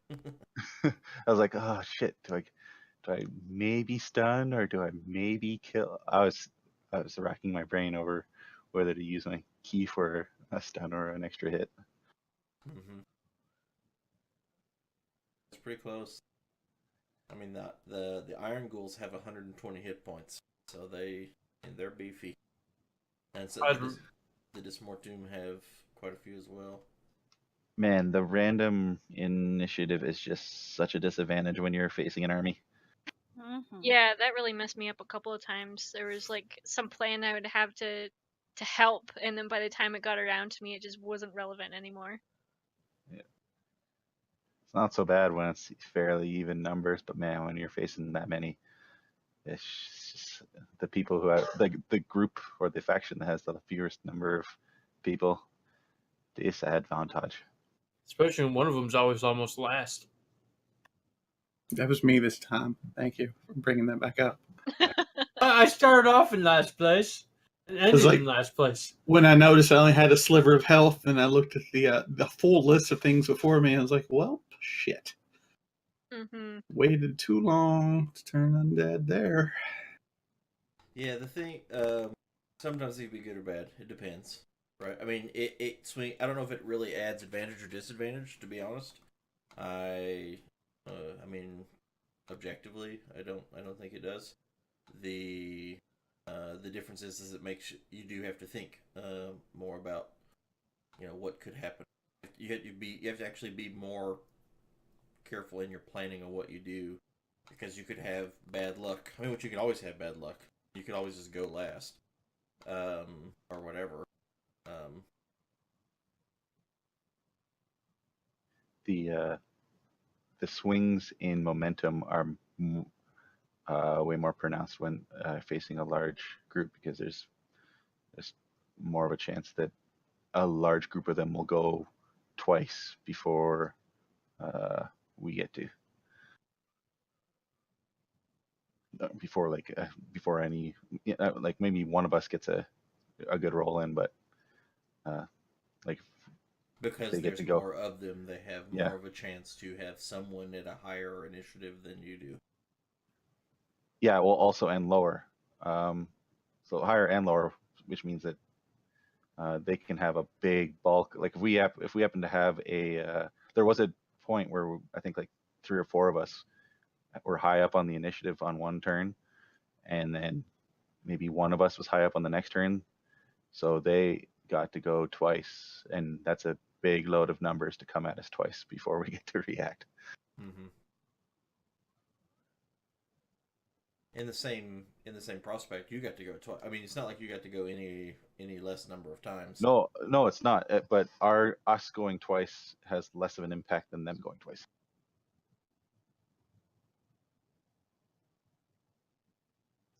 Just because if they go twice, then they could knock off a person or two, and if we go, which means that we're down, a higher percentage of people. Then if we go twice, then if we knock off a person or two, then they still have a mob of guys. Yeah, but I mean, if you were gonna trade equal blow, like if 2 rounds, if you traded one and they traded, if you traded equal footing on each round, you're gonna lose anyway, right? Whether, Yeah. so when you go, you have to knock off 3 or 4, and if they were gonna knock off 1, right, or 2 or 1 or 2, you have to knock off 2 or 3 or 4 with your 2 actions, whether that's incapacitating or actually killing or whatever. Across the scope of all 5 of you. Yeah, like the way we would have to win on these fights is by being tactical, which we were. But those tactics are just muted. I wouldn't say eliminate, but muted a bit by the random initiative. Yeah, man, I was so tactical. Stayed in place. Got it.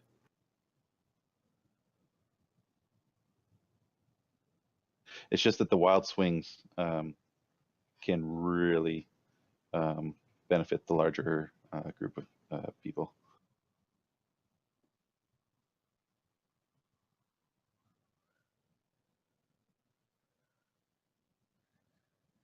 In the event of the largest set of extremes, yeah, I think that's true. I think at the very tails of your bell curve, I think that you're probably not right.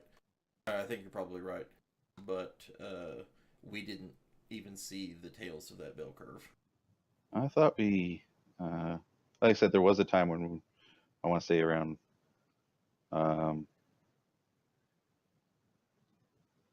like when my dude. I mean, you got caught. You did. Oh yeah, get caught yeah. When once, right? I got caught when Luma was like right here or something. That also, the thing is that the thing what it does balance though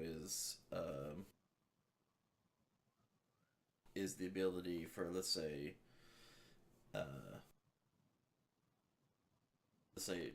a rogue, for instance, who was an archer rogue, could move and dash and attack, could literally 100% of the time stay without a range of someone that moved the same speed as them, 100% of the time guaranteed. Right, and Yeah. that's not fair. And so this nullifies that 100% guarantee. That's an abuse of mechanics, not a testament to how battle would actually take place.